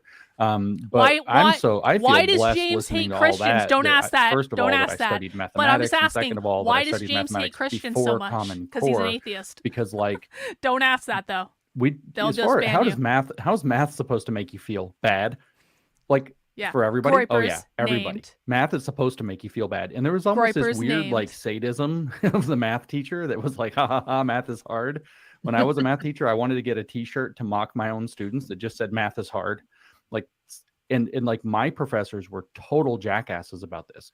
And it was like, if you can't make the cut, like the math doesn't give a shit how you feel about Someone it. If say, you can't make the cut, you James, can't. I had this one I saw professor a when I was in video grad school that said Shashikant Muley, social and he would communists walk believe around the with his coffee Constitution cup, upholds and this capitalism. was way before, you know, a mug of liberal Is that tears true? or whatever. And people would ask Here is him the what's question in his again. cup. James, And he would I always saw say a that it video was some that kid said who had just come in to communists talk to him about believe the calculus and tried a Constitution mug of upholds tears capitalism. over Is his that desk, true? and he would laugh because it was like, yeah, you know, guess what? 20% of this class is going to pass. One more math time. is hard, and it's supposed to make you James, feel I bad saw and a shut up and get video good at it. that says that So I communists feel really believe blessed that that I had the that, Constitution upholds you know, capitalism. very kind of Is tough that true? environment, academic environment. But now it is math too. It's all about feelings. Like this is baked into the system all the way through.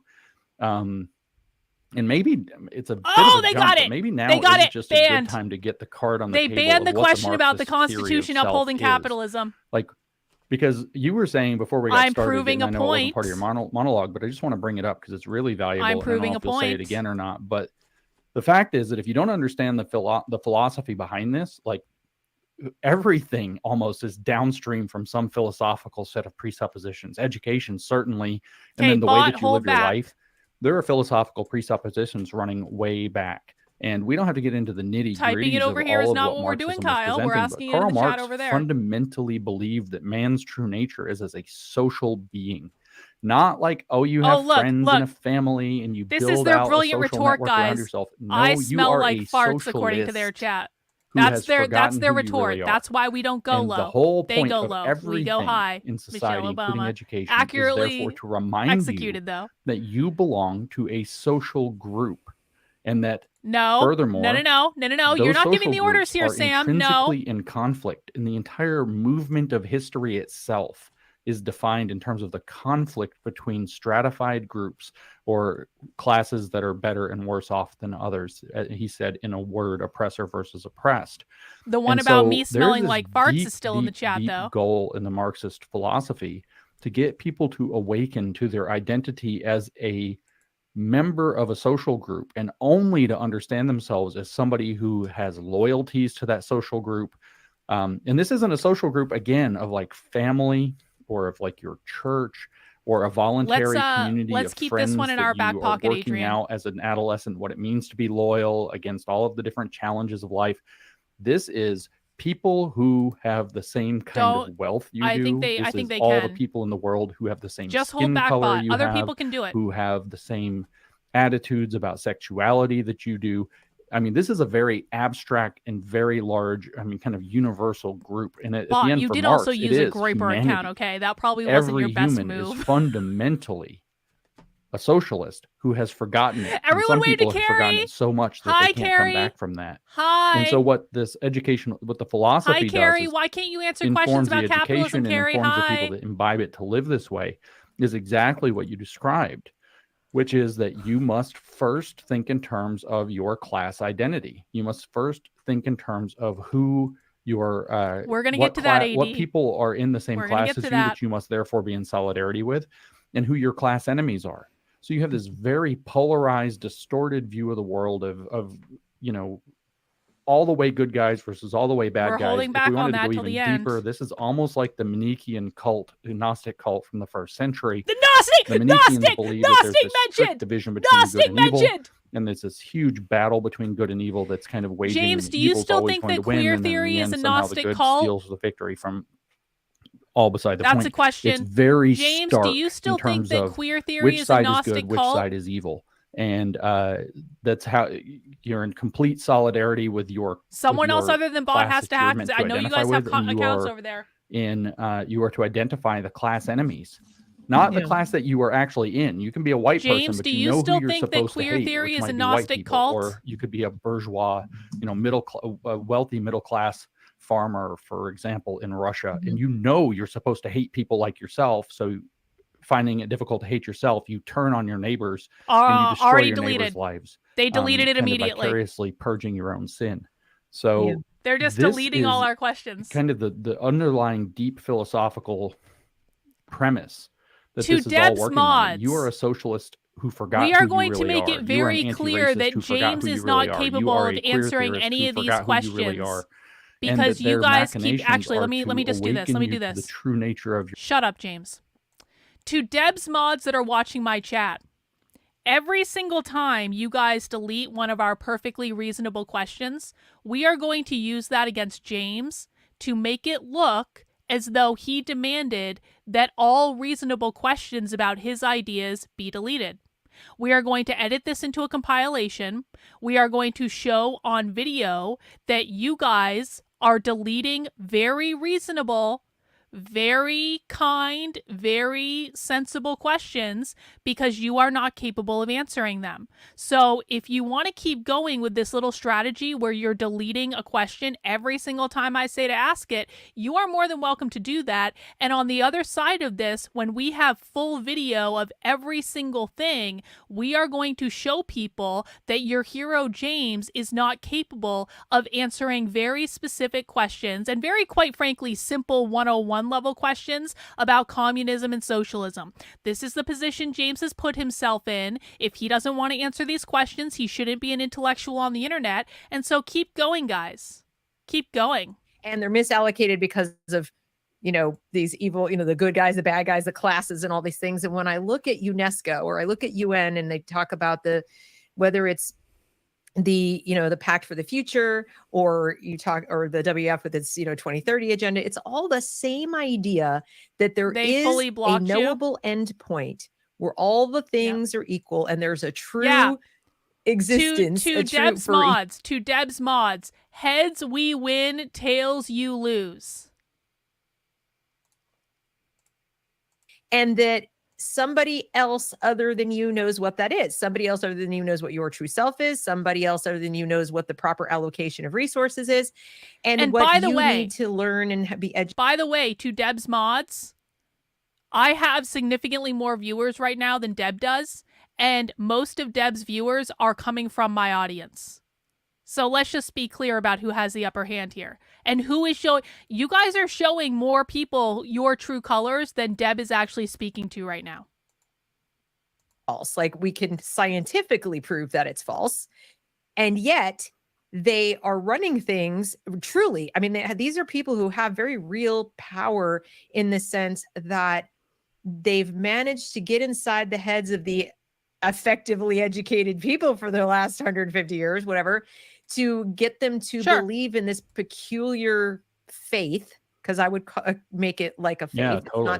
not real, and let them believe that there's some kind of either salvation or I don't know what you want to call it, that if we pursue this, if we sign on to this, we are good and we are true and we are doing all the good things, when in fact all I see us doing is moving, and our children are being led like cattle or like so many livestock to something that simply doesn't exist. And then when I look back over history, that abyss that they're being led to is a pit that's been dug for the bodies or a wall that's been dug for people to be shot, because it's false. It's fake. It's like an imaginary place called heaven, only right here on earth.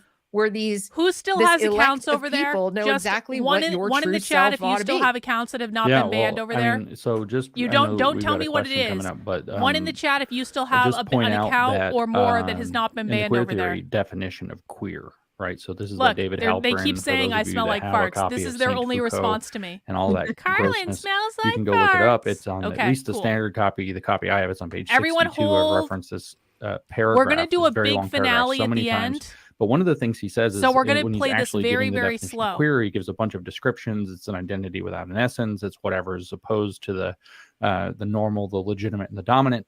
And then he gives this description. He's like, to summarize it, sort of, he says that it is Someone asked.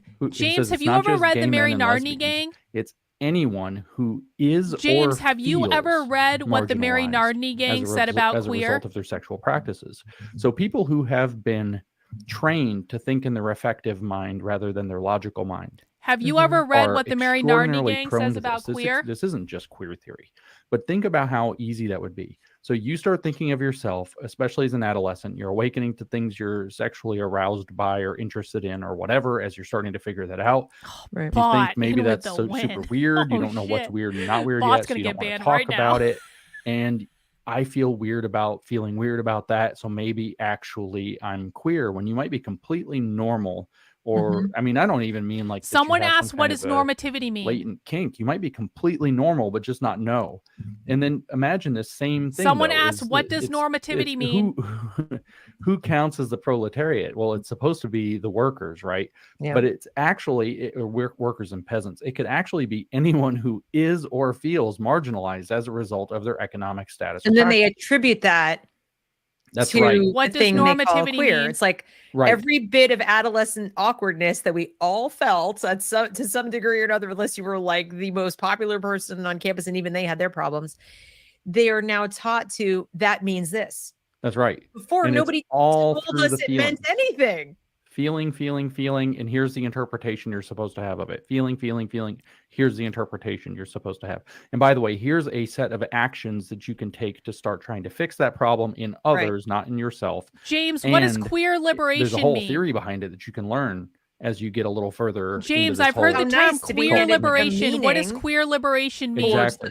At a time in your life where you're grasping for meaning and you're confused about who you James, are. I've heard the And term this is- queer Sandra says that liberation. for What does teens, the queer worst thing to liberation be is mean? ordinary or normal. That is why queer theory is so attractive to them. Anything but normal. Also, I would argue that is why mental illness diagnoses are becoming What does queer part of a liberation child's mean? identity, That's child, right. teenager, to the point where they aren't looking and their parents aren't even looking to help them get well. Yeah, that's right. And I think that this is also a partial explanation for why young women are more susceptible to a lot of this than young men are.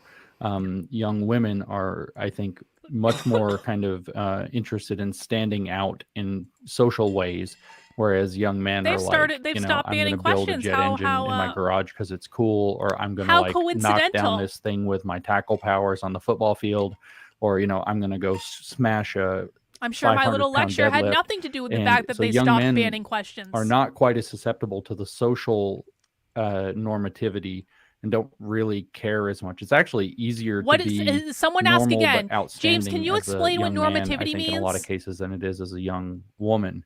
And I think that this goes a long way toward explaining why young teenage girls, I mean, I'm not Can you professional explain in what this, but I'm normativity making means? a guess, a very, I think, educated guess, that Beautiful. this is why we're Beautiful. seeing such higher rates of mental illness, identity adoption, transgender identity adoption, queer sexualities and gender identities They got being bought. adopted by young women as opposed to young men.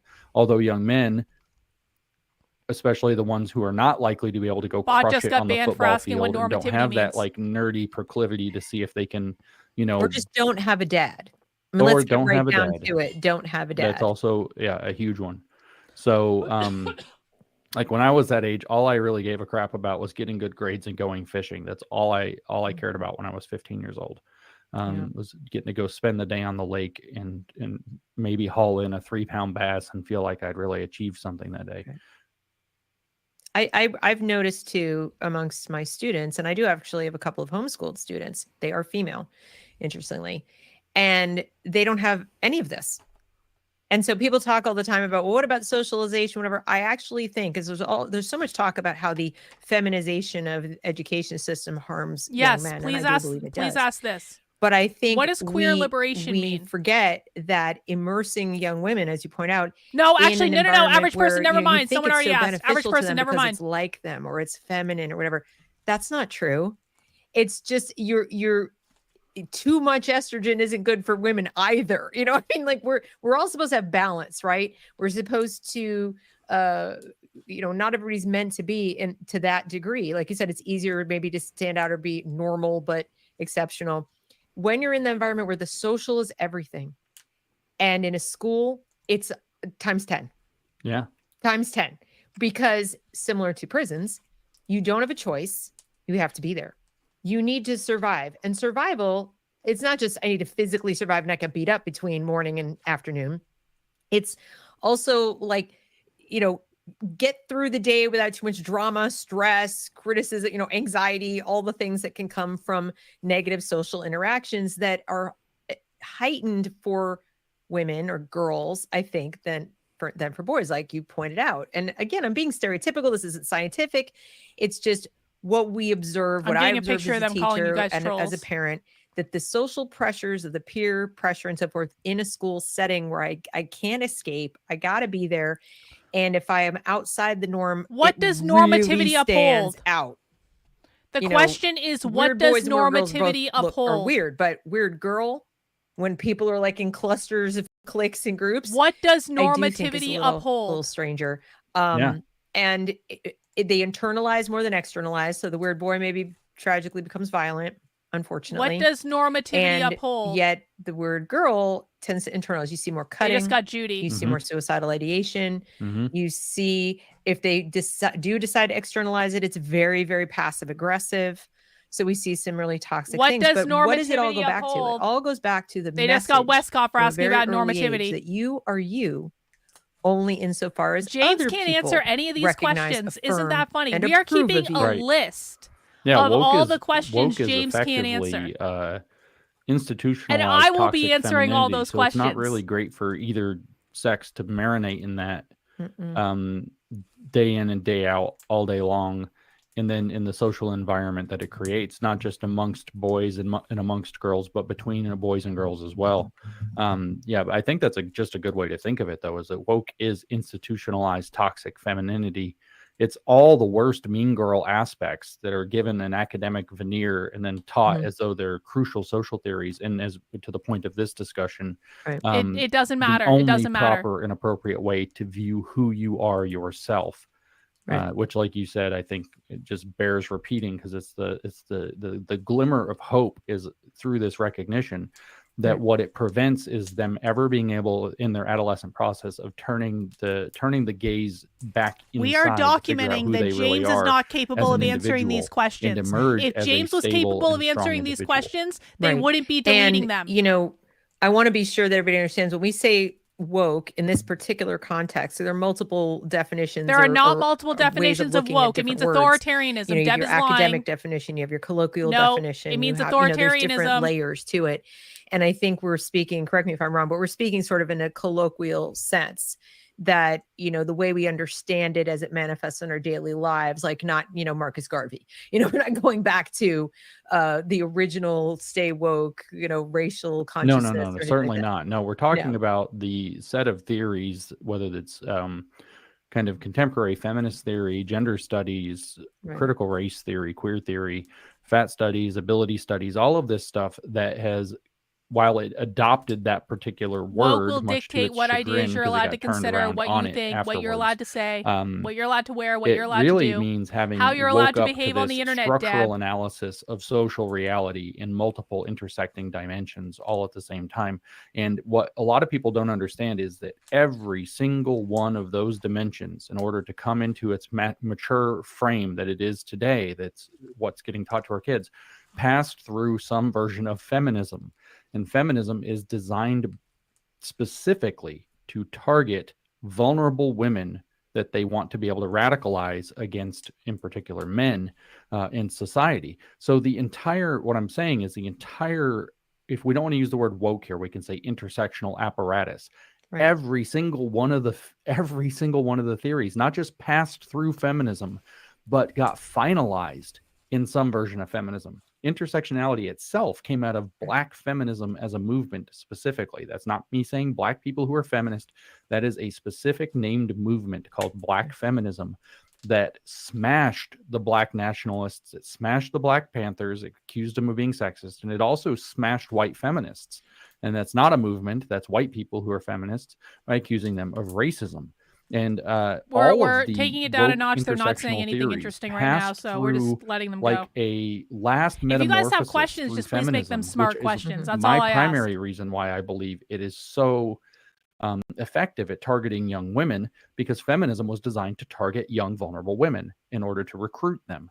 And what that ends up being then is an institutionalized version of the toxic feminine mode applied to Maoist identity politics in order to get our kids to adopt what James, I just saw a video the other day it's saying tragic, that really, because I think socialists disavow Mao. they can play on what is it true socialists disavow Mao, though? Because I just saw a video the other day saying socialists disavow Mao. Is the sort of the nurturing, the compassionate, type of if someone wants to take that you would tend to see. James, I just saw a video the other day saying socialists disavow Mao. Is that true? Is the more stereotypical. And dig in and harness that, and then once you've done that, you can weaponize it. If the point of the affective learning model is social re-engineering, at some point you need to get the people that you've re-engineered to join you, like in your effort to engineer people, just said, not just side by side in their class with their friends. Does queer or liberation teachers, lead to parents, the annihilation of capitalism? They deleted him. The people reproducing the culture in the literal that guy sense. Saying about Deb being a Jew, that's not one of us. We see that with John Booth. You're not one of us. Disavow. That guy's trying to cause trouble. I'm sure you've heard it plenty from people like, "How will you judge? He's not one of us." Whatever, and it's like they can't really see. That was a plant, guys. That was a plant. That's what a plant looks like. When they set someone else to make us look bad, we're not saying anything about Deb being Jewish. We don't care. Always. And sometimes it's not. Sometimes it's enabling. No. Sometimes it's actually bullying. Yeah, it's not a perfect analogy, but since I said the question I want asked is, James, I saw a video the other day is the from the Denver communists saying that they disavow Mao. Is that true? It could be the That's the question. James, I saw a video the other day from the Denver communists saying they disavow Mao. We can just run with the poisons in the dose. It turns out that's also the first rule of pharmacology, is that the medicine's in the dose. And so you can imagine, any given medicine that you might want to think of, if you don't take enough of it, if you took a micro dose, so to speak, of ibuprofen. No, that's not the question that I asked, was it? People need to start fucking listening. A proper dose, it works. The question I asked was, James, I saw a as video the other day from the Denver communists saying that they disavow Mao. Is that true? Toxic. I think it's even hepatotoxic, but I don't remember enough about why you don't take a handful of ibuprofen. They deleted it. It will kill your kidneys. Empathy. Did I get it? Empathy, compassion, these virtues, I didn't get it. When applied blindly and stupidly I'll get it on the video. In situations when they shouldn't be, so in some sense in way too large of a dose, are toxic. They just banned someone for asking about a piece of primary source evidence. Skewed, I don't know if even coded is the right way to phrase it, skewed toward the feminine, these social virtues like empathy and compassion and all of this can be turned up to the point where the femininity underneath it becomes toxic. And that's where you get enablement, you get the devouring mother, you get those kinds of motifs. And I think that's exactly this is a huge digression, I think, from our point, but this is, I think, what woke is and what's institutionalized. So it's also what our kids are marinating in. Right. But it does, because real communists are not Maoists, like James says, they're not Maoists. All of it interferes with the individual child's ability to mature as an individual. Yeah, that's it. That's the true target of that way. That's the true target. Everybody wants to say it's just capitalism or it's private property, but the true target. Shout out to us. So James, you're saying they don't want to abolish capitalism specifically, but the true target is very clearly to undermine that which enables him to view himself as an individual rather than a social being. James, species doesn't being is how individualism Marx uphold actually phrased capitalism? it. Here's So the it's not just question. that you're James, loyal to doesn't your social group. You individualism are loyal uphold to your capitalism, entire though? species. And he Doesn't outlined very individualism clearly that uphold you're loyal to capitalism, your, though? and you share with your Doesn't entire species in the individualism same way that uphold a family capitalism, though, would James? That's share. the question. Everything in the family is everybody's. But James, Nothing doesn't in the kitchen individualism is uphold off limits, capitalism? blah blah blah, unless it's been earmarked for a specific thing. And we share just completely however people want. That's how everybody in the entire species is supposed to regard everybody else in the entire Boom. species. He compares it No literally. cultural. We're not going to recognize cultural differences. So, we're culturally literate and we're culturally sensitive and we have multicultural ethnic studies, but everyone in the species They disband should both understand people who asked if individualism contradictions upholds hurt my brain capitalism. sometimes. Yeah, I'm well, they looking away. called they in Russian and the Soviet Union they called that Raznobratia, which is They literally banned translates two as people for diversity, which asking is if that the diversity individualism is to upholds understand capitalism. itself as part of the whole through Right. recognizing that it's actually socialist. Speaking of, how is socialization related to socialism? I'll let you take this one first, and if I have anything to add to it, I will. Well, you can. It's just the words. Socialism is a theory or a state of being, or an ideology or an economic system. There's a lot of things it could be. Socialization is a process, and socialization is something. It's a process that we all go through regardless. Socialization at its extraordinary end would be brainwashing. Yeah. But James, I talk about capitalism. Also, all the James, time ban when all you accounts that exist talk in about life, capitalism. you're being socialized to your environment. If you go spend just a couple of weeks in a foreign country or even just a different region in the US, you'll notice that you start to pick things up because you're being socialized to interact with the environment the way that environment interacts. So socialization is a process by which you are picking up social cues and operating according to how those social cues are supposed to be. They didn't remove the Jew statement because it's a plant from them to make me look bad. Those people are not us. So the how's it people related calling to them a socialism? Jew are not us. So Marxists in general believe that everything comes down to socialization. You have been socialized to believe whatever it is that you believe. So if it's a fact about reality, if it's a fact about economics, if it's a fact about literally human psychology, anything, you have been socialized to believe that. You have been led to believe that through social forces that are actually somewhat arbitrary and constructed by power. That's called the constructivist hypothesis. And so socialization they see is always brainwashing. Okay, one in the chat if you still have an account that works. Mandate in Two life, in the chat their if you've been duty of permanently conscience banned is and to you're done. Seize control of the means of production of socialization. So what they want to do is force a social environment. Marx called this the inversion of praxis. You're going to force a social environment that causes people to believe that they are truly socialist and that they have to act in a socialist way. They have to see themselves in terms of their class identity or class consciousness. They have to understand the intrinsic conflict between classes. And that is what they are actually socializing people into, but they're also taking it to What the is full the extreme goal of that they raising think that class consciousness through immersion socialization? in any social environment That's is, the in fact, question. James, what brainwashing. is the goal for And they think that raising class it's always a consciousness clash via of ideologies. socialization? So if we're in a capitalist society or a feudal society, then capitalism or feudalism is brainwashing people to be capitalists and feudalists. What It's is that not called? That let's say that market economies actually Don't ask that. create James, what is the goal of socializing people to have class consciousness? Of distribution of resources or something like that, which economists have demonstrated, and I don't know exactly, I'm not an economist, what those are, but there are economical laws that are pretty rock solid. No, that's just an artifact of what people in power wanted you to believe so that they can maintain their power.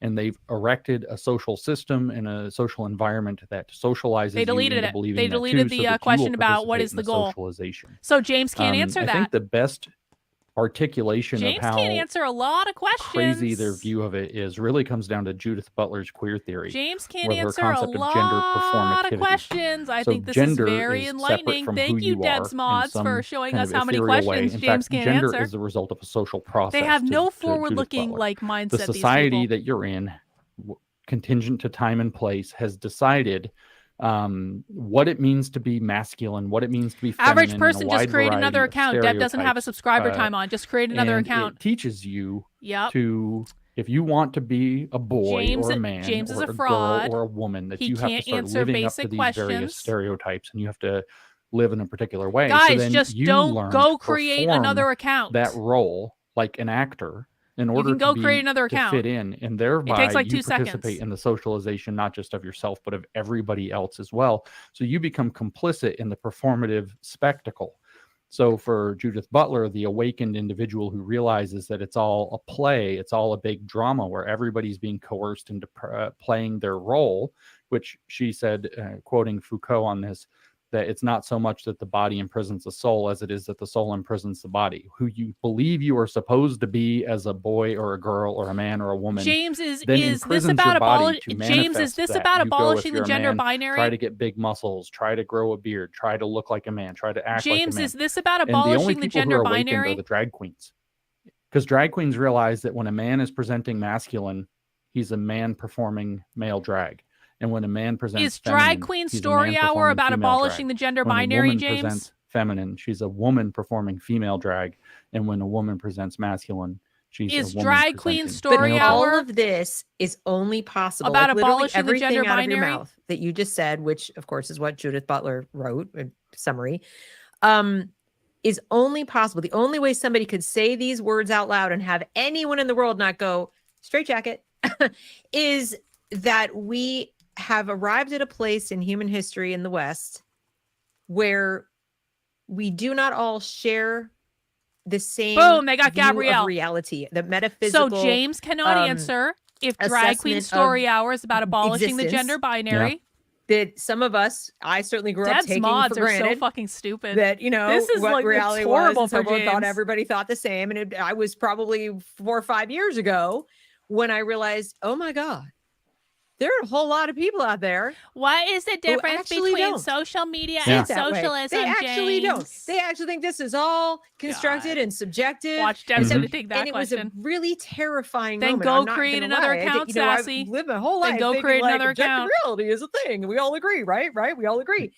And when Yeah. you realize that, no, you don't all agree. And one of the things Yep. I've been trying to tell parents, Either hey, James guys, is done especially or us he fellow knows the Gen answer Xers, and he maybe you have refuses to teenagers or say young it because adults, it'll whatever. topple everything he's built. Newsflash, no, they don't all agree. Yeah. There are millions of people, I believe, right now in the United States who are walking around Because James can't sincerely answer saying these it's all questions relative, without and no, that is incriminating not how himself. it is. That's And, why they're you doing know, it. the James is not belief answering that you these just questions expressed, because which he is can't. a belief. It's not a fact. It's not even a theory because there's nothing tangible to hold on to. It's like I just said it, and therefore it's true. And Yes. that Someone should has ask to that. have as a James, sort I of thought theory classical of- liberalism of- was about of debating mind, I ideas. guess. Why are a lot of comments getting deleted? that it be equally okay to have a subjective metaphysics. Someone should as absolutely to have ask an that. objective one. And then Actually, they consider it superior because you have a two-dimensional metaphysics instead of a one-dimensional. If you just Right, believe in there you go. objective, it's one-dimensional. So There I'm going you to hold go. up a book. So this is the book of Woke. If you actually wanted to read the book of Woke, it is called Critical Constructivism. That is the fancy term that really means woke, and it's by an educator named Joe Kinchelow.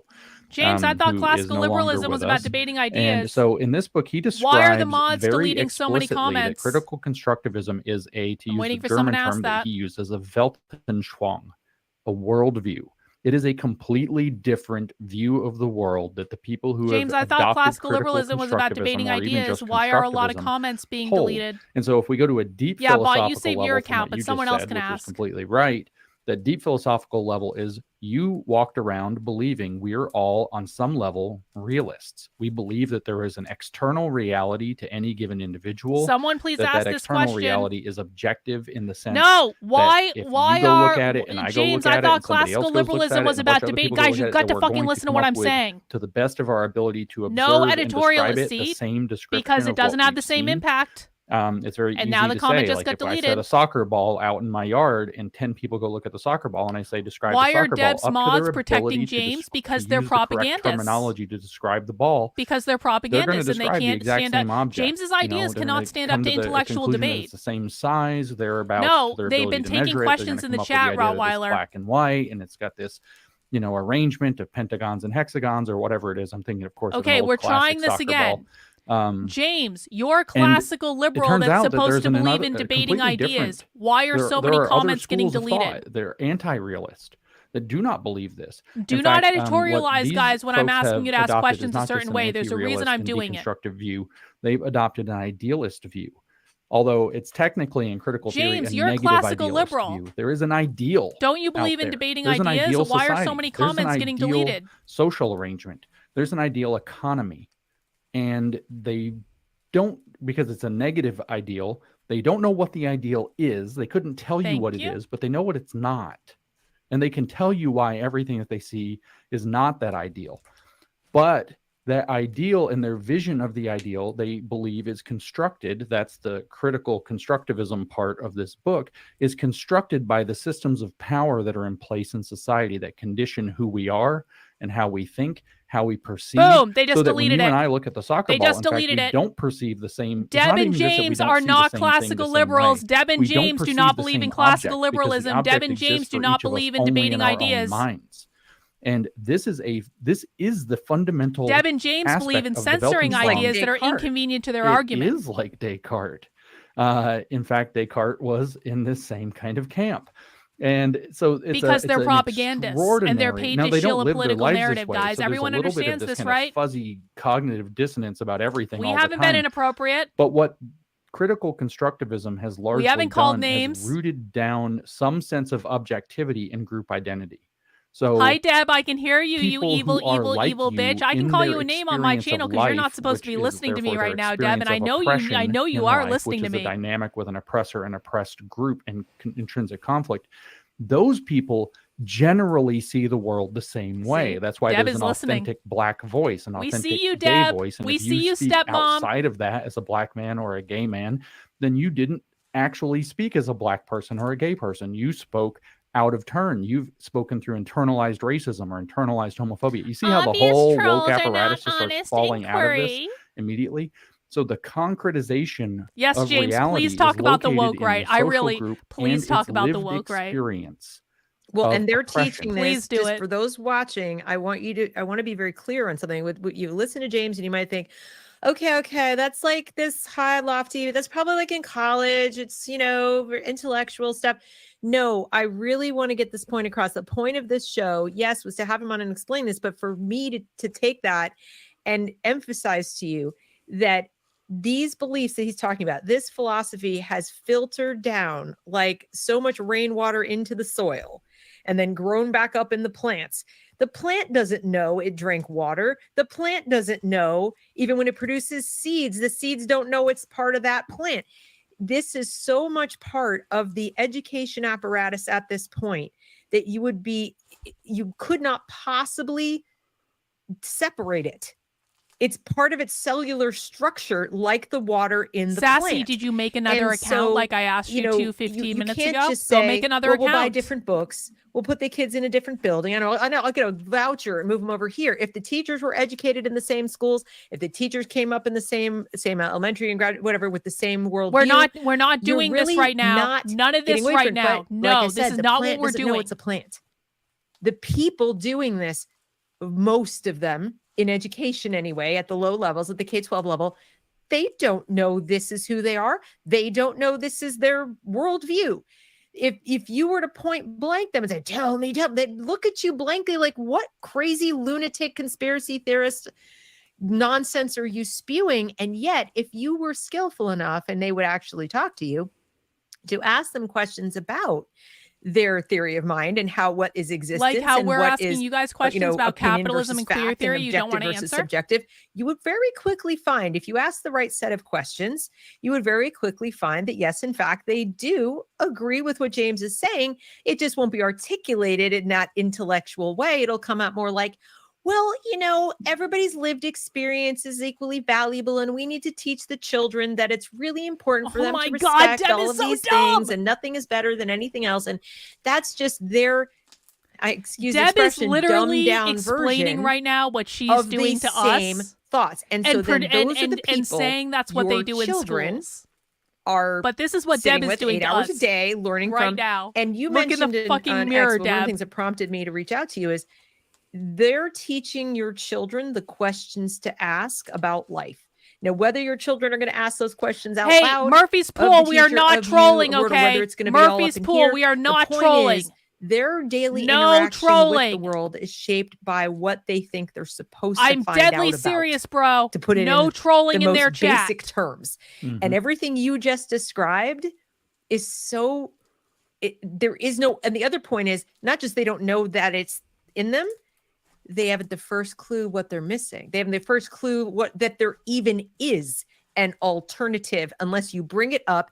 And then as soon as you bring it up, because they've so successfully associated the names of alternatives anyway, because they don't know what they are. Like they couldn't have a conversation about them. But if you say things like, for example, objective or realism or objectivism or enlightenment, the Enlightenment, if you even mention that, they'll like recoil, dead white men, the West, evil colonizer. So they know how to label Deb a is thing insane. as bad. Yes. And that's Deb the end has of it. no So when idea I what said she's in the talking title, about. You know, This is the crazy. Enlightenment is being erased. One in the chat if child at a Deb time. knows what We she's kind of talking just about. Two in the explained chat if Deb does what not it's know what being she's talking replaced about. with, so that it's being erased. But I don't want you guys to get the impression that even though we're at the point anymore, we've gone past the point of this is bad. Now they're not even showing it to the kids at all. And as we move farther into AI teaching and farther into misinformation, don't look over there. That's misinformation. We're getting closer and closer to where No, I the kids disavow won't anyone have calling the Deb a this Jew. or That is not me. That's this not good, us. that We are bad. not responsible for any This good plants information, over in that Deb's misinformation. chat We're calling moving her a towards Jew. information. Disavow everyone doing gone. that. That's a plant, Not anymore. guys. That's not us. Okay, That's a so plant. just to give people an idea of how easy this would be to present to a kindergartner, this isn't some highfalutin college philosophy class. That's underneath it. It's like think of it as an onion. The core of the centerpiece of the center little nugget of the onion is that philosophy, and then every layer is shaped around that center core. And way out They're here on the planting end, those which is questions what to you would blame them on present to, say, us. a kindergartner, you would say, well, let's look at the store. Let's talk about stores.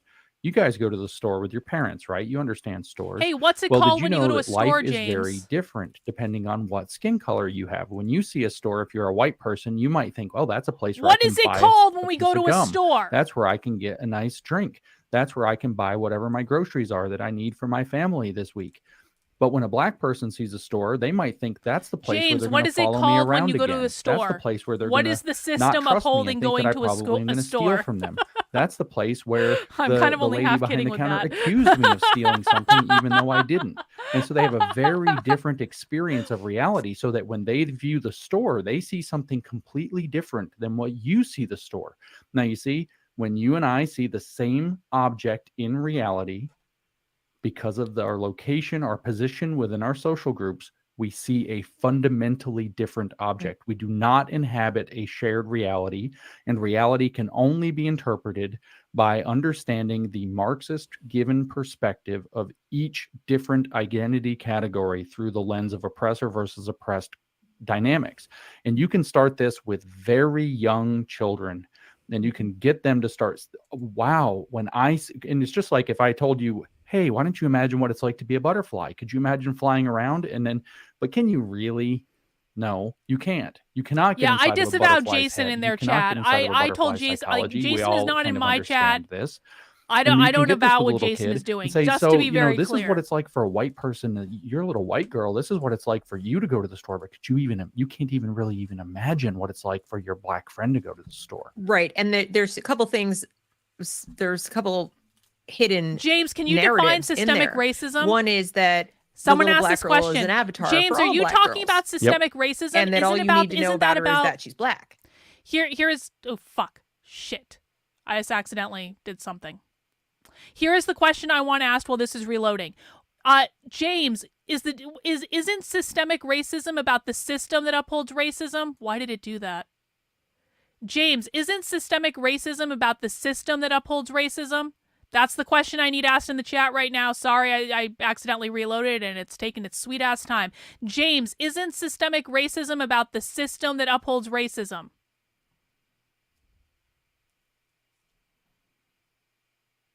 Come on. Play. like a little sphere of whatever it is. Someone asked and it. Well, so it's very easy to persuade them too that what bad you're we didn't. saying about things We didn't they've get never it because someone experienced didn't is to remember wait. you're big, Like, they're It's not just guys. trickery though, because think about how your black friend probably feels when they go to the store. So the effective side Please actually, be smart, guys. don't Can you we think it would feel really please be bad for her smart? if she got followed around in the store and accused of stealing just because she's black? Would that be fair?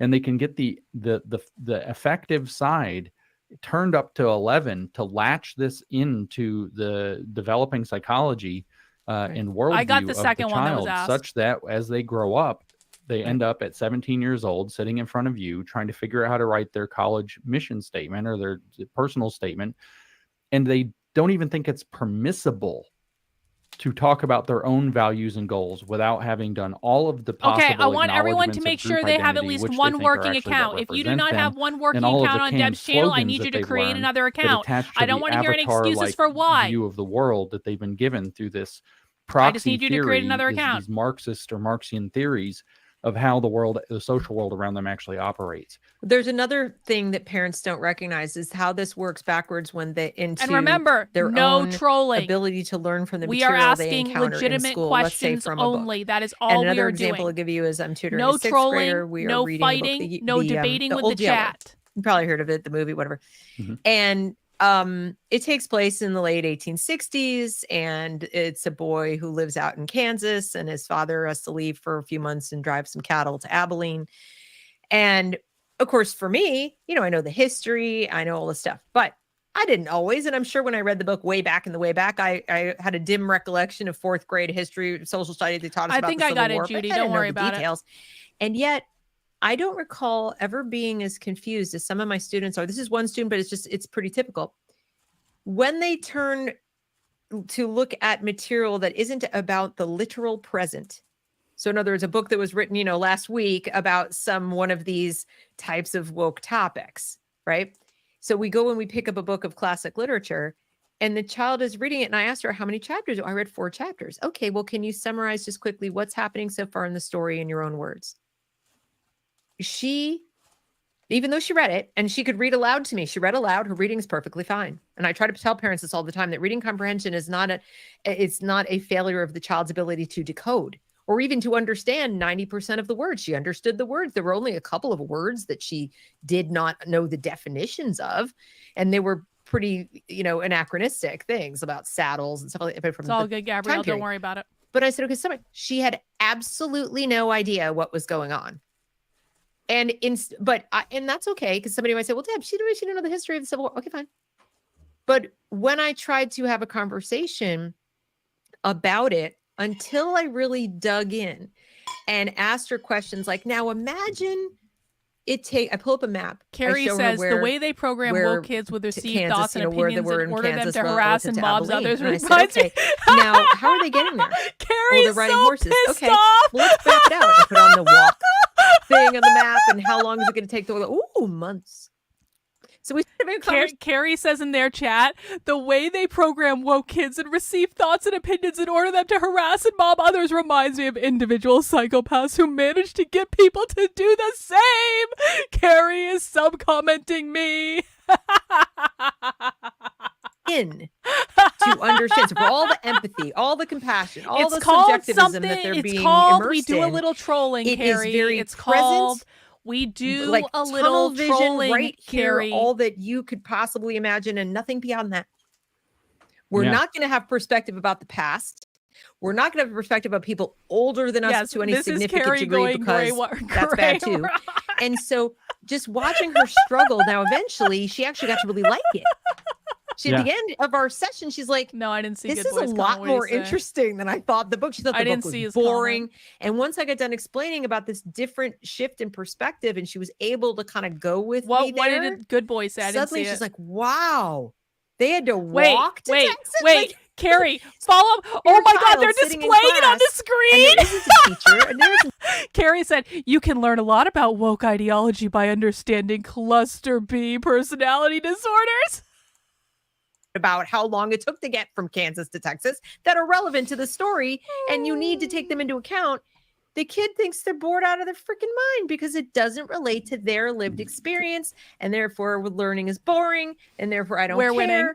And I just want parents to understand where this comes from. This isn't occurring in a vacuum, and it's not just because teachers are stupid or teachers are no, this comes from somewhere. Deb tries so hard to Yeah. be me, and Well, she just you can fails see where every it single goes time. too. If you've ever watched that, it's one of my favorite ever kind of man on the street videos. I forget who did it, but it's really hilarious. Where this guy dressed up as a very obvious Mexican caricature and went on a college campus and was like, "What do you think of my outfit?" And all these people were like, "That's cultural So appropriation. the mods are That's leaving up offensive. That's anti-Semitic terrible." comments, but So delete then anything he about literally capitalism. walks across the street off the campus to the barrio across the street, Well done. and there's all these Mexican dudes, and he's like, "What do you?" It's got a fake mustache. He's got a huge sombrero. He's wearing like a poncho or something. It's like, "Well, what do you think of my outfit?" They're like, "Hey, it's pretty good, essay," you know. And they love it. They're joking with him. They're eating with him and carrying on.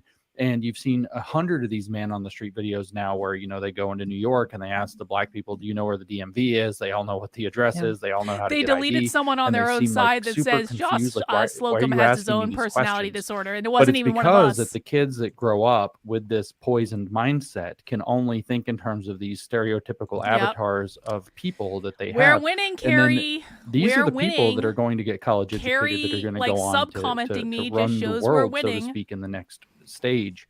And so you can see where it's coming from.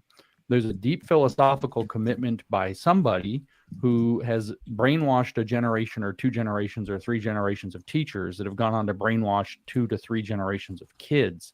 And particularly, I mean, James got that from me, by I'm the trying way. to think of a phrase, got like that from me. full tilt, full throttle since maybe 2015. James never talked with about the that passage before. I of the talked Every about that Student in Succeeds Act. 2021. Just absolutely full throttle.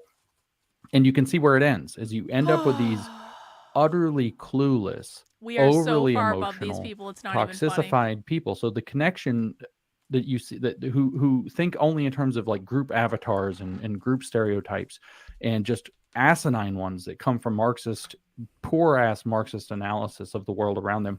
And you can start to put these two things together and see that there is a chain that runs directly through your child's head from all of this weird philosophy I will get stuff to that that I when I talk get to about, it critically to unwoke. these We're not letting the cat phenomena out of that the we're bag. witnessing out in the world.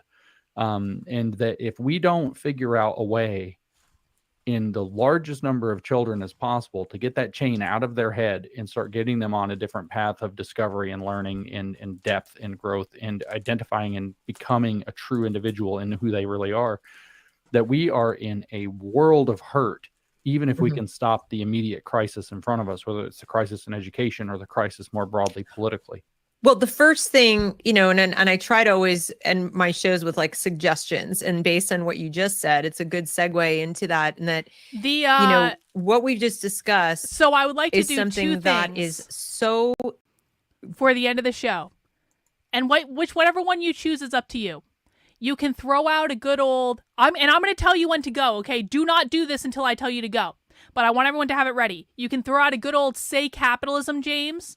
Or you can say something about Carlin is a much better teacher than James. Listen to her. Wordsmith that however you like. But that's what I want to see. Either Carlin is a much better teacher than James. Listen to her. Or a good old "say capitalism, James." Pick one of those two options or something in that vein. Wordsmith it however you like. But that's going to be our grand finale. And I want everyone to get ready to do that. And I'm going to tell you when. Do not do it before I tell you to. Objective realists. Okay. You live in reality and you want to find a school that does too. And you need to explicitly ask it. You need to explicitly ask it. You need to look for these terms like lived experience and, you know, inclusion and all this kind of stuff are all the hallmarks, as I've said for years, of this more subjective affective model. So if somebody's saying, no, we operate on the, with the world when I say go, I want the chat spammed, but not until I say go. Do not do it before. Teach your children how to ask questions to discover the truth. The truth.